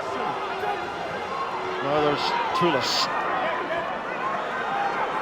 Hidalgo Klein, a lot of black shirts on this blind side. Hidalgo Klein chips, and Johnny May gathers and grounds the ball. And there may be another alert here for the TMO, because we hear there's been a tackle off the ball, perhaps, which will need further forensic investigation. What do you want to check? I want to check a tackle from red. Okay. Without ball. We saw Gloucester attack from first phase. This time it's Edinburgh doing it. Oh, that's a high tackle. That's dangerous. That's Billy Meek. That's Billy Meek. That's 13. Billy Meek. Yeah, it's Billy Meeks on Sam Beard, who's just staggered off the pitch, looking a little bit stunned. Yeah, that's picking an angle, and he jumps up. That's a card.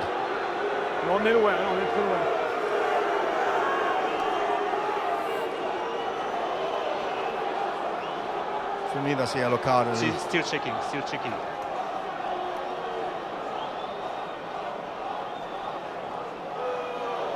Well, if it is a yellow card, Jan, for me, Gloucester are giving I have a decision. Edinburgh every opportunity to get back into this game. Tackle without the ball. Okay. By the number? By the number 13, red. 13, please. 13 red, okay. And your recommendation is the yellow card? My recommendation is a red card. Red card recommended by Eric recommendation Gozan. is a red card. A red card? Oh my goodness, Yes. what a turning point this could Against be in 13 this final. 13 red.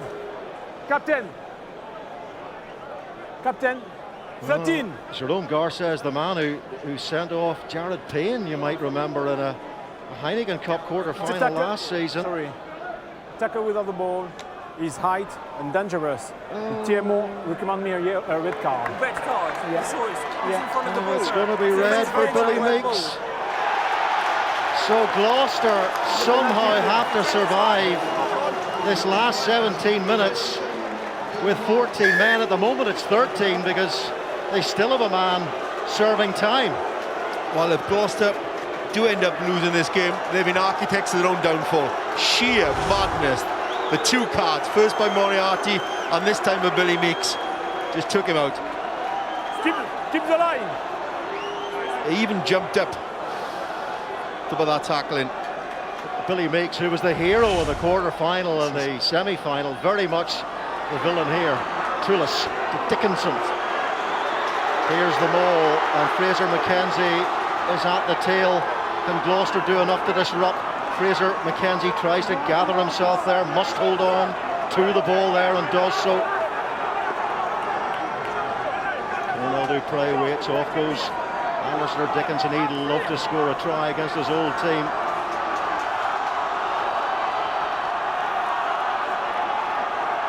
John Afoa, the tackler there, Hamish Watson, now standing and turning and trying to drive his way over and up and across that line. Got to stay patient here and stay controlled, and they have to get a try. They've got to find a way back into this final. It's a really slow ball for Hidalgo Klein. The referee is playing another advantage. Hidalgo Klein to Andreas Strauss, and he runs into a cherry and white wall. Kvesic is thrown out of the way, and now they get over the line to Edinburgh. It's head in the hands for the Gloucester men who are in the dock, and Edinburgh can breathe and breathe deep. Well, the two-man advantage really have dividends for Edinburgh. They keep the pressure on, they retain the ball. Eventually, the numbers game worked in their favour. No panic for them, took the drive on. Great ground in there. Really good work by Ross Ford. Good leg position, good leg drive. Put that ball down. Absolutely heroic finish there by Ross Ford. He is a mountain of a man, and he used every ounce of that poundage there. Billy Meeks, he's in tears. He's in tears on the bench. That's the emotion of an occasion like this. Well, the sheer lunacy of the last 10 minutes from Gloucester. Given Edinburgh such an impetus, such an opportunity to come back in a game. They were done and dusted. Well, Gloucester have dug themselves into an extremely deep pit here. And Edinburgh have a little helping hand out of the hole they dug for themselves in.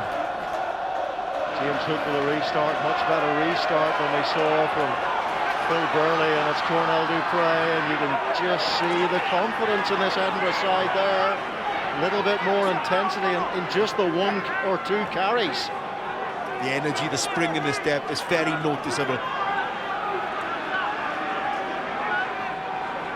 Hidalgo Klein to Tom Heathcote, the Scottish international who's on now. Phil Burley, who's played a lot of rugby in the centre, now moves out into that position. Fraser McKenzie, that is a long way forward to Ross Ford as Edinburgh breathe their way back into this final. We can take a breath and get some opinion from Ben Morgan, who's with Bill Latham. Ben, what will be the message that the guys are saying to each other now they're a man down? Look, we know we're in a cup final here. We've just got to hold on. Everyone's got to up their work rate and really dig in. We've only got, 13 minutes left to go. There's been a bit of a momentum change. Edinburgh have got their backs up a little bit and they're getting into us, but up until this point, I'd say we're pretty much in control. But no, it's a big ask now, but we're confident we can go and finish this off. Will the game plan change at all? I don't really. Yes, there's going to be elements that will have to change. Obviously, losing a centre there, but no. Look, I think we've got to be confrontational, and we've got to keep pinning Edinburgh in their own half. During the game so far, in their territory, they're kicking the ball back to us, and we've got some of the best counter-attacking backs in the game. Cheers, Ben. Thank you. Well, Edinburgh coming into this game off that grunting display against the Dragons in the semi-final. Now can they find the turbo power and the sweet finishing that they produced in that Dragons game and snatch this final from Gloucester, have been so dominant for so long? Well, as Ben rightly said, there's a significant momentum shift going on now. But momentum isn't everything, as he saw from the first half. Edinburgh were able to withstand onslaught after onslaught from Gloucester and stayed in the game. And Gloucester have to do something similar now, withstand everything that Edinburgh will throw at them. Sam Beard back on after being lassoed around the throat by Billy Meeks. The dewy-eyed, the tearful Billy Meeks.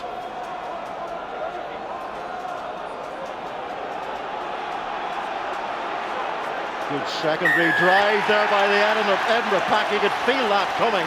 They almost lifted up the Gloucester front row and forced the penalty out of them. Fifth penalty conceded by Gloucester at the scrum. An opportunity for Edinburgh to put that ball deep into Gloucester territory.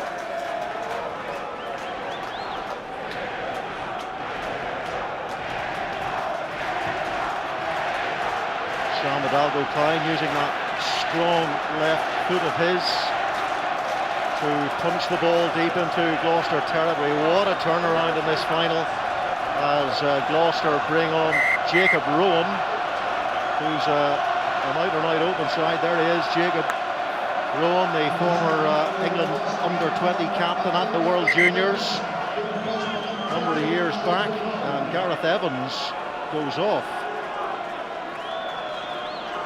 So both sides just losing the one line out each. This has got to be secure. It's going across over the top of Ben Toulis. Well, again, it's the little tiny mistakes that cost you in situations like this. That's the second irritating, frustrating knock-on. The devil's always in the detail. We've got to make sure there's a pressure put on, you maintain your accuracy. And that's all well and good for us to say. It's sat above the stand here, but in the heat of the battle, and there's madness around it. We've got to keep your composure. I know that young man there, but he makes certain he didn't. Well, we've travelled from all parts. There's a gentleman here who flew down today from the Isle of Skye to support his side. And they get a free kick at the scrum time, and that just eases the pressure from the valve just for a second or two as we enter the final 10 minutes here. John Afoa doesn't look too handy, though. He's limping slightly. I certainly will not want John Afoa to go off the field. James Hook with the kick, and it's Tom Brown who takes it for Edinburgh. Hidalgo-Klein, oh, good hands there from Ben Toulis. He showed his volley-bowling skills there. Hidalgo-Klein, here is Phil Burley, chips it onto turf into a little bit of space and into touch. James Hook thought about the quick run for a second, and everybody around him's going, no! Everybody is no. Someone, you feel like everyone's looking around saying, who's in charge? Who's in charge? Someone needs to show composure, someone needs to show leadership and clarity of thought. Ahead with all others and losing theirs. Daffy Duke comes on for Richard Hibbard. such a good semi-final for Richard Hibbard. And tomorrow, Bristol against Rotherham, the Green King IPA Championship semi-final, first leg Saturday, 1 o'clock, and then the big one, the Champions Cup final. Clermont Auvergne going for their first title against Toulon, going for the hat-trick, 4 o'clock, Sky Sports 3. Part of 17 hours of rugby on Sky Sports tomorrow. Laidlaw, and it's another one of those box kicks, a little bit too much depth on it. Here does Dougie Fife, can he use the winger's pace? Good tackle by big man. Galarza did well there. Andreas Strauss. Greg Laidlaw makes the tackle. Dalgo Klein. Toulouse carries, but not very far. As soon as he got the ball, he was minced. Now Phil Burley. What can they create here? It's Cornell Dupre. Such a key cog in this team. And now Dougie Fife. Moriarty comes across. He's moved to number 8, Moriarty now. Gareth Evans off the pitch. Cornell Dupre is still up. And Fraser McKenzie gets hit on the gain line too. So the gain line tackling of Gloucester at the moment is good. Another cherry and white's tackle, this time from Laidlaw. The ball pulled back to Hamish Watson. He showed good strength, good physicality there. Hidalgo Klein, Toulouse, and McAnally. He's really pacey as McAnally. Hidalgo Klein, here's Phil Burley. Can they create the space on the outside? Now Tom Brown. Moments of desperation for Gloucester as Kvesic goes in. He tries to turn it over, fails to do so. Now Toulouse. Hidalgo Klein, WP now, almost impossible to believe the way this game has switched on the evidence of the first 60 minutes or so. Gloucester wholly dominant, but not now. Here is Watson. They sense a path to the trophy here, and so do Gloucester, because they have won the turnover at the breakdown, and Jan Thomas holds the ball in the air almost in triumph. A lot of those Gloucester forwards are putting in a huge shift. Jan Thomas is one of them. Tom Savage also, and Kvesic. Massive shift to work, one side of the field to the next. 92% possession by Edinburgh at this moment, really exuding a huge amount of pressure on this Gloucester defence.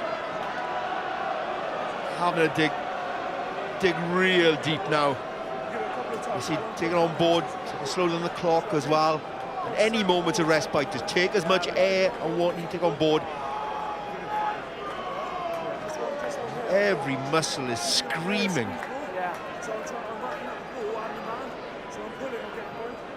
As you see Billy Meeks sat in the stand. And that was the moment.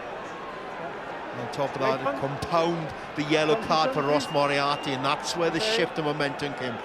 And then Rossford capitalised on that two-man advantage at the time. Well, it was a blood replacement, I presume. Gareth Evans, it was a head injury assessment, we're being told. So Gareth Evans comes back on for Jacob Rowan. And then when they are sent to the bin, reflect on the consequences of their action, or potential consequences of their actions.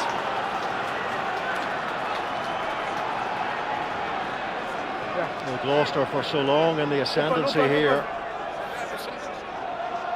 are now the side who have to hang on for this final 6 minutes. Staffy Duke to Tom Savage, good line out. Nice and safe and comfortable and secure. A little rumbling drive from Gloucester.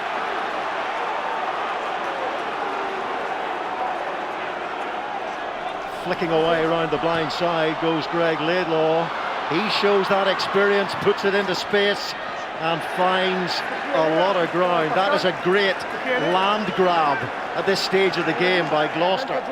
Well, it's respite, a welcome respite for Gloucester to spend some time in the opposition territory and force them to attack from deep. Oh, as the referee's marching them back up the other side of the field. And a penalty. No advantage for red. And the clock is ticking ever nearer towards that 80 minute. No rush here from Gloucester at all. Yeah, the sand just running through the fingers here.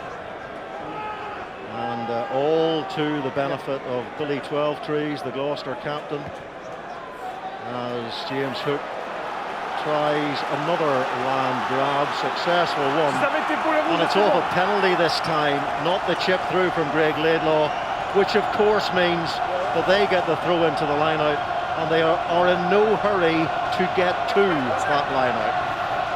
No, you use the clock as your friend. Eat at that time.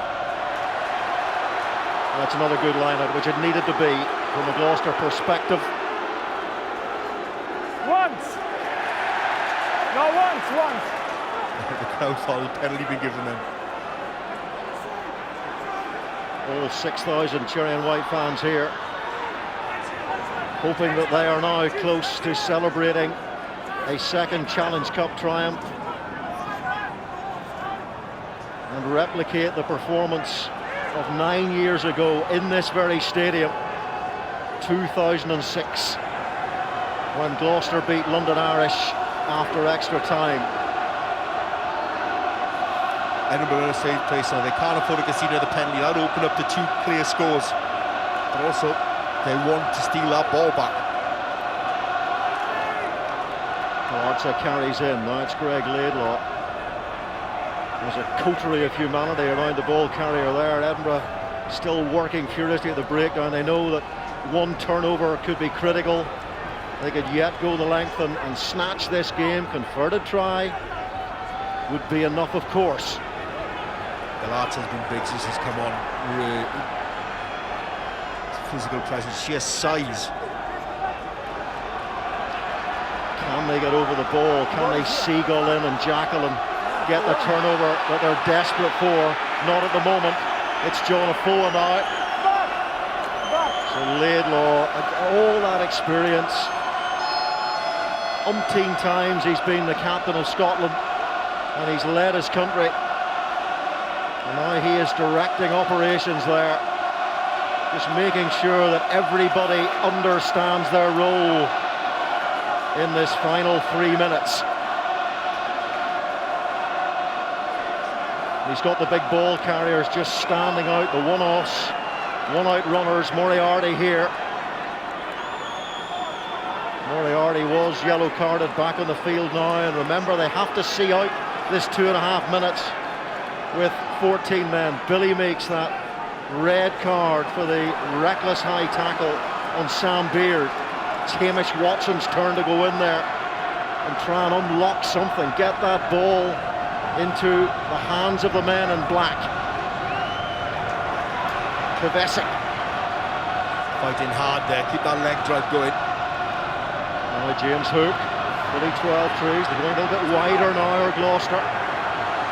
Ben Toulis makes the tackle. Look at Laidlaw again, telling everybody exactly what they have to do.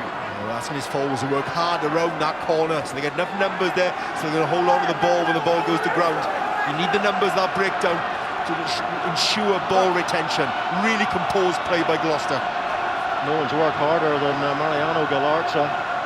Probably still hurting from being dropped for this final for Tom Palmer.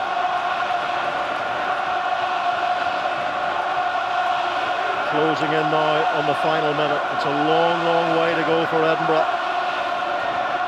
And the way Gloucester are dealing with this situation, there would appear to be little chance of them getting their hands on the ball. And Garces says that will be a penalty, and that should be enough. That should be the shrill blast of the whistle that secures the Challenge Cup for Gloucester. That last 5 minutes though is all about character, digging deep, that well of energy. Off the bench, Alex Galazzo and Jan Thomas Reid done well, but man of the match has shown that little bit of magic of the difference between these two sides. Johnny May is my Heineken man of the match. You really have, in that first half in particular, so strong under the high ball, brought the ball back, counter-attacked many times, and showed that little bit extra of class. That was the difference between Gloucester and Edinburgh.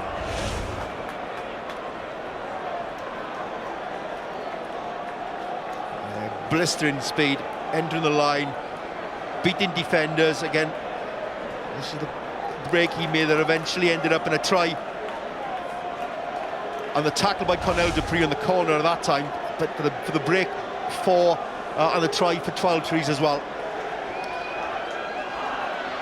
Now, this decision by Gloucester could be dangerous, because if Greg Laidlaw hits the post here, or the ball doesn't go dead, Edinburgh will get possession back, but the ball does go dead.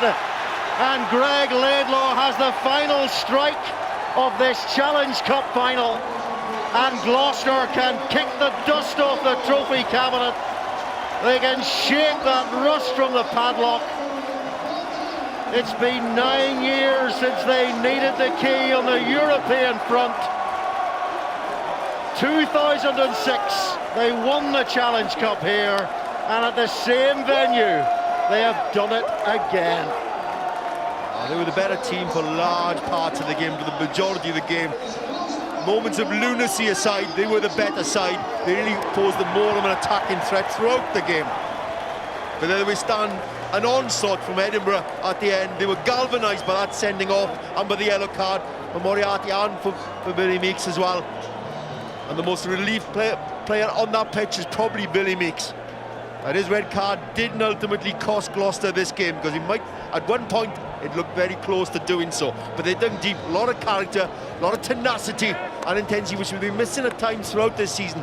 In bucketfuls tonight, they had to do, they responded to a very brave and courageous performance by Edinburgh, particularly in that first half, when they really had to understand and really withstand the sort of pressure that Gloucester put on them, and the attacking talent they have, the likes of Henry Purdy, the likes of Charlie Sharples, James Hook, who looked polished throughout the game, carried the ball really effectively, dictated things. Ian Laidlaw, particularly at the end, really marshaled troops well. The threat of Sharples from deep was constantly there. It was a very telling shot there of Billy Meeks just puffing out his cheeks. He can dry the tears now. He can breathe now. At one point, he's going to have to change in the corner on his own. Well, Gloucester now join the select band of multiple European trophy winners. The Heineken man of the match, Johnny May, is with Bill Latham. Johnny, many congratulations. Just tell me what that means to you. Oh, everything from... it's a game that couldn't... It hung in the balance, didn't it, for so long, but listen to this, and to be at Gloucester for as long as I have with my mates just makes it a night I remember for the rest of my life. Take a look around you, Johnny. Just listen to this. How much does it mean to you, and how much does it mean when you're playing in front of these guys?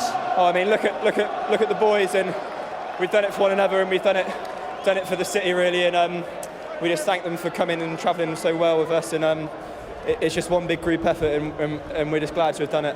Let's start with the first half, Johnny. How important was it to keep the pace up that you did? Yeah, we went as hard as we could, and I felt like when we put tempo on the game, we were in control. I think that they're a smart team. They managed to slow us down a little bit in that second half, and our discipline let us down a little bit, so they clawed away back into the game, but I do think we deserved it, and I'm just so pleased. And let's look at those last 50 minutes. How important was the character that you showed? Yeah, I think it's character that we've had all year as a group, and I've been on the end of so many games for Gloucester where we've lost it in the last minute or so, it shows that we're a team that's on the up, growing as a unit, and to close out a game like that, to keep hold of the ball for 5 minutes at the end and to win a penalty whilst I'm just standing on the wing looking in, felt good. What does it say about this group of players, Johnny, with the way you started the season to where you are now? Yeah, it shows that we're a new group of players with a new set of management, and he's the leader there, Billy Twelvetree's pulling funny faces, but no, it just shows that we're learning and improving all the time, and this is a good elite board for us to take on to better things from now. Congratulations, Johnny. You were the Heineken man of the match. John Clark from Heineken has a nice vase that I suggest you fill with something. Oh, thank you very much. Johnny, congratulations. Thank you. Well done. Thank you. Very pleased. Well played, Johnny. Billy, many congratulations. What does that mean to you, buddy? Oh, it's massive for us, for a group of players, new group of players this year and coaches, and to get silverware at this stage of the season is massive. It means so much to the boys. Worked incredibly hard. Things didn't go away in the second half, but we stuck to our plans and got the result. What did you say to the guys after Bill was sent off? Not much. You know what to do. It's just rugby. We just got to get on with it and do our things well. We were making our own errors, which was keeping them in the game. But they're a quality side, and they came back very strong. But fair play to the boys. We've got over the hurdle, got a medal. It's great. How much was that about courage, those last 15 minutes, Bill? Oh, it's massive. I think it shows the belief and spirit of the boys. We're such a good bunch of boys over there. It makes it very easy for me and the coaches. You know, we're a great bunch of guys, and just very delighted we got over the line. And a sea of cherry and white in all these stands. What does that mean? I know, it's amazing. Just to warm up, and it's just like being at home at Kingsholm in the shed. It's to have these boys here. It's amazing, and thanks very much for coming down, everyone. Congratulations, Billy. Well done. Thanks very much.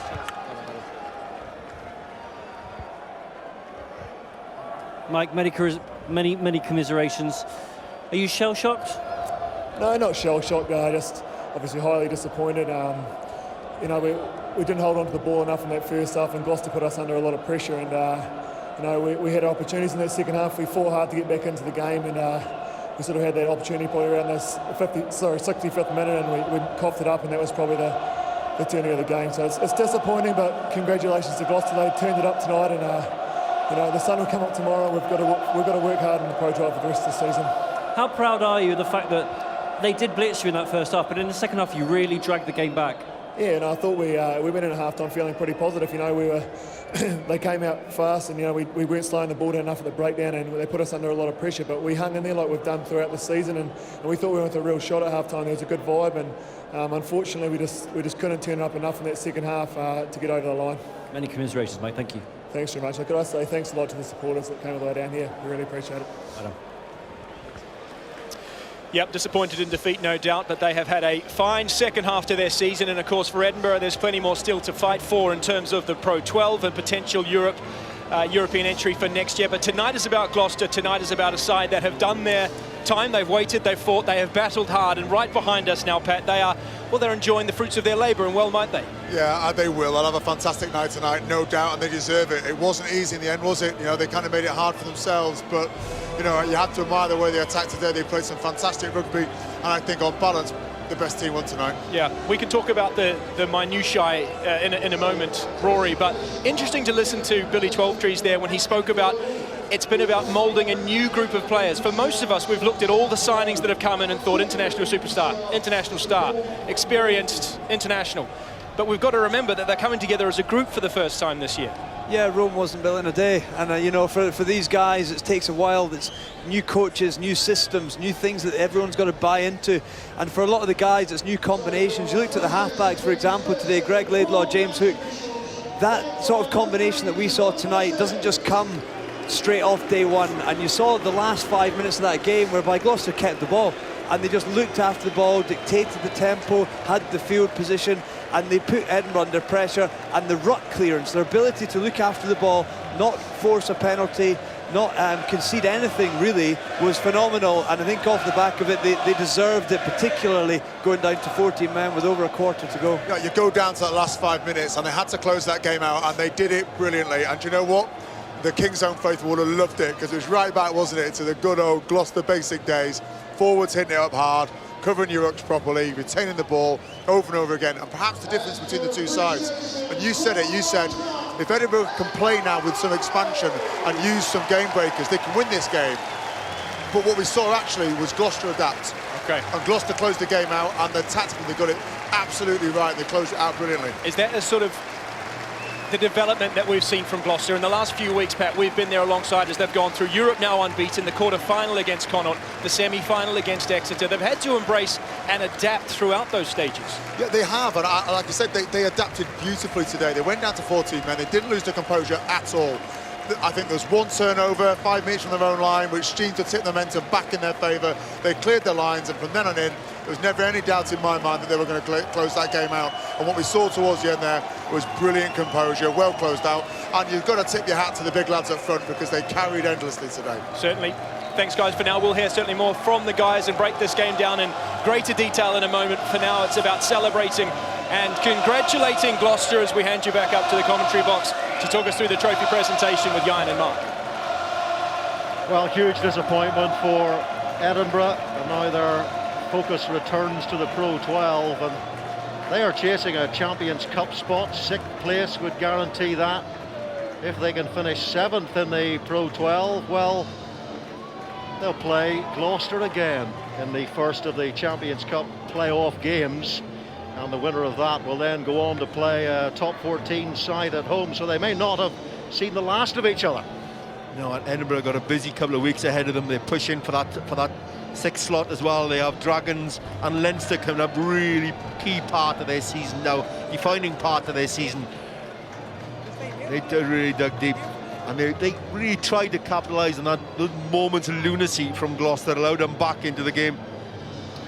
Well, it's been quite a journey for Edinburgh, qualifying for the knockout, beating Bordeaux and London Welsh home and away, and winning and losing one against Lyon, and then coming through the knockout phase impressively. But that's what it's all about, the European Rugby Challenge Cup trophy.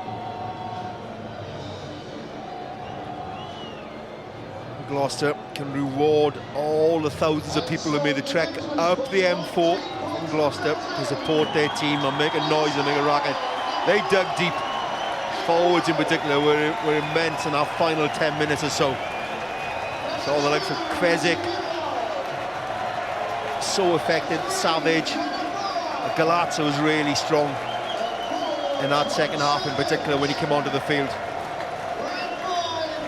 Well, the Cherry and Whites fans can celebrate now. The modern day Cherry and Whites beat Newcastle in the LV Cup final in 2011, and while that was an excellent, noteworthy achievement, you could argue that this is a step up indeed. The other season, there may be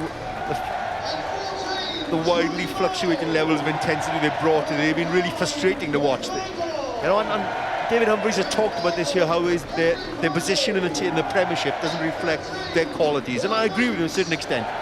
But when you only show in bits what you're capable of, your true talent comes to the fore only in bits in the game. You need the total 80-minute performance. We saw that in Exeter, and we saw that today. Those two cards apart, really strong showing from them tonight, and they were the better side.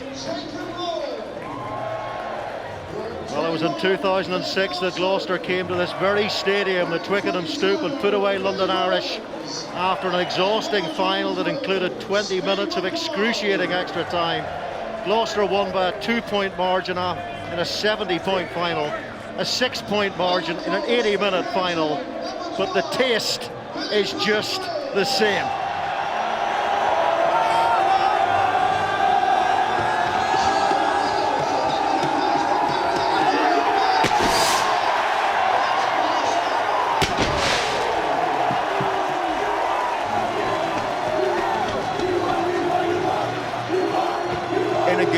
Absorbing and pulsating game of rugby with fluctuating fortunes going every one way on the next, exactly what he wants from a final.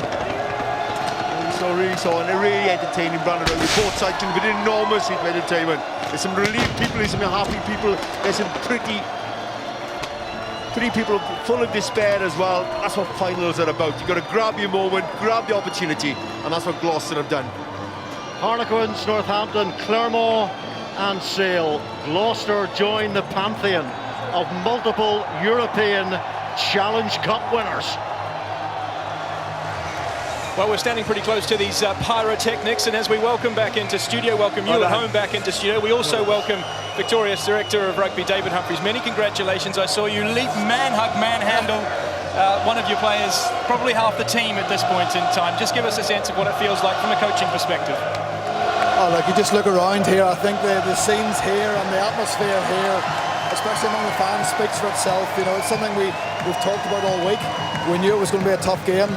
I think probably we gave ourselves enough opportunities in the first half to, I think, great tap tackle by Cornell Dupree on Johnny. And then second half, just we never got going, and obviously a little bit of indiscipline cost us. But look, the only thing that mattered today, we talked about performance during the week, the only thing that mattered today was the result. And look, we're delighted for the players, delighted for the crowd, supporters, delighted for the club to have got the win. You mentioned that you've been talking and building about this all week. You've been building for this for a bit longer than that, haven't you? We've been following you through the European campaign, and we realise the importance of this campaign to the Gloucester club. You look back over the season, we've had lots of ups and downs. In terms of our league performances, not the level we'd want to, but the one thing that's been consistent, we have played well in Europe. We've been very competitive. And we've taken our chances, unlike in the Premiership. So tonight, we probably didn't do that, but we just did enough, and it was only about doing enough. You've given yourselves some breathing space, a lifeline perhaps into the top flight of European competition next year. Is that something you've spoken about or thought about at this point in time even, or is that for another day? Yeah, I think that's for another day. We're obviously very conscious that that's a backdoor into the Champions Cup. It's something that's, when you see the quality of players we have, when you see the support that's around here, we all want to be involved in the highest level of rugby that we can be. We've got to back it up with performances. As you said, there's been some of those performances in Europe and France, and again in the semi-final against Exeter. So, like, just hugely relieved to have scraped through by the narrowest of margins in the end. Yeah. When do you head home? When do you head back? We're heading back tonight, so hopefully we'll get to Gloucester at some point in time. Goodness me, hopefully, maybe with a few stops along the way. We can probably let you go and enjoy this moment with your team. We know how much it means to you and to the club. Many, many congratulations. Thank you very much. Thank you. Off you go, boys. I mean, it's a memorable night for them, and it's one of those moments you want to let them enjoy it, don't you? Because they've worked so hard, and as David himself mentioned, it hasn't all been good fun this year. No, it's been tough, and the guys will be the first to say that. But ultimately, look at tonight. Look at the moments for that these guys can now enjoy, and obviously, there's not a single Gloucester person's on their way home yet. They're going to stick around with all the players to enjoy this, because that's what it is. You heard Johnny May say in his interview, it's about the city. They did it for everyone there, because a lot of people down there have gone through some tough times at Kingsholm this season and on the road. So these moments are really special, and you see the togetherness within the squad, you see the relief within the squad, and it's another bit of silverware heading back to Kingsholm. Yeah, I think you've got to give a tremendous amount of credit to David Humphreys. You know, you get a real sense from listening to the guys speak and look at that he's brought the club together, and that they buy into him and they love each other. And I think, you know, that's what wins trophies ultimately. It is the best and the worst job in the world being the DOR a club like Gloucester, because when things are going well, it doesn't get any better. Sure. You know, but they're very quick to turn, and they expect such a lot. And for that reason, he will really enjoy tonight. He spoke about the beginning of a new era for Gloucester Rugby. If we just stay on the champions for now, do you believe that we're beginning to see the start of something new that we will see continue into the years to come? I think nights like tonight are going to give you a lot of confidence, and obviously the recruitment started for next season already. And you know, you look at some of the guys that they're bringing in, Thrush from an All Black that you're bringing in to add to a second row, and you saw, you know, Galarza come on tonight. What an impact he made off the bench. So they're going to have some real competition for places, but the key thing is that the vast majority of that squad are there again next season. So they can build through the rest of this season and then really hit the ground running from day one. Do you know what they do have, though? They have a very obvious style of play now. They can hang their hat on something. You know how Gloucester are going to play, and I think that's really important. All good, successful and consistently successful teams know what they're about, know how they're going to play it, and they have a unique style of play which is the Gloucester way. And I think, you know, the crowd buy into it, the players buy into it, and for that reason they've got a tremendous amount to build on. We mustn't forget, and we won't, of course, the contribution of Edinburgh this evening and Edinburgh's improvement through the ranks this season. And as mentioned, they could very well meet each other again in some sort of European playoff in a few weeks' time. For now, though, how impressed have you been with the progress, and where do you see them at the moment? Yeah, I think tonight highlighted that they've come a long way. Ultimately, you know, 20, 30 minutes into this game, and I thought they were in real trouble, but they just hold on. They managed to get themselves back into the game. They found a little bit of rhythm in the game, particularly around that set piece, and they were never out of it. And ultimately, had they been a little bit more clinical, a couple of the set pieces, a couple of unforced errors, the result could have gone their way tonight. But listen, that's a squad who are developing. They are improving week on week, as we've seen since the turn of the new year. So there's a lot more to come from them, and they've now got to focus solely on this Pro 12 and getting themselves into Europe that way. Absolutely, and I mean, they may find themselves in a pressure situation in the weeks to come, and maybe be able to draw on perhaps making slightly different decisions late on in a tight game like this one, or doing things maybe slightly differently. Yeah, but you know, you can't practice the decision making at the top end here. You know, this is a final, this is a European final. Mistakes are made, but the guys will learn fast.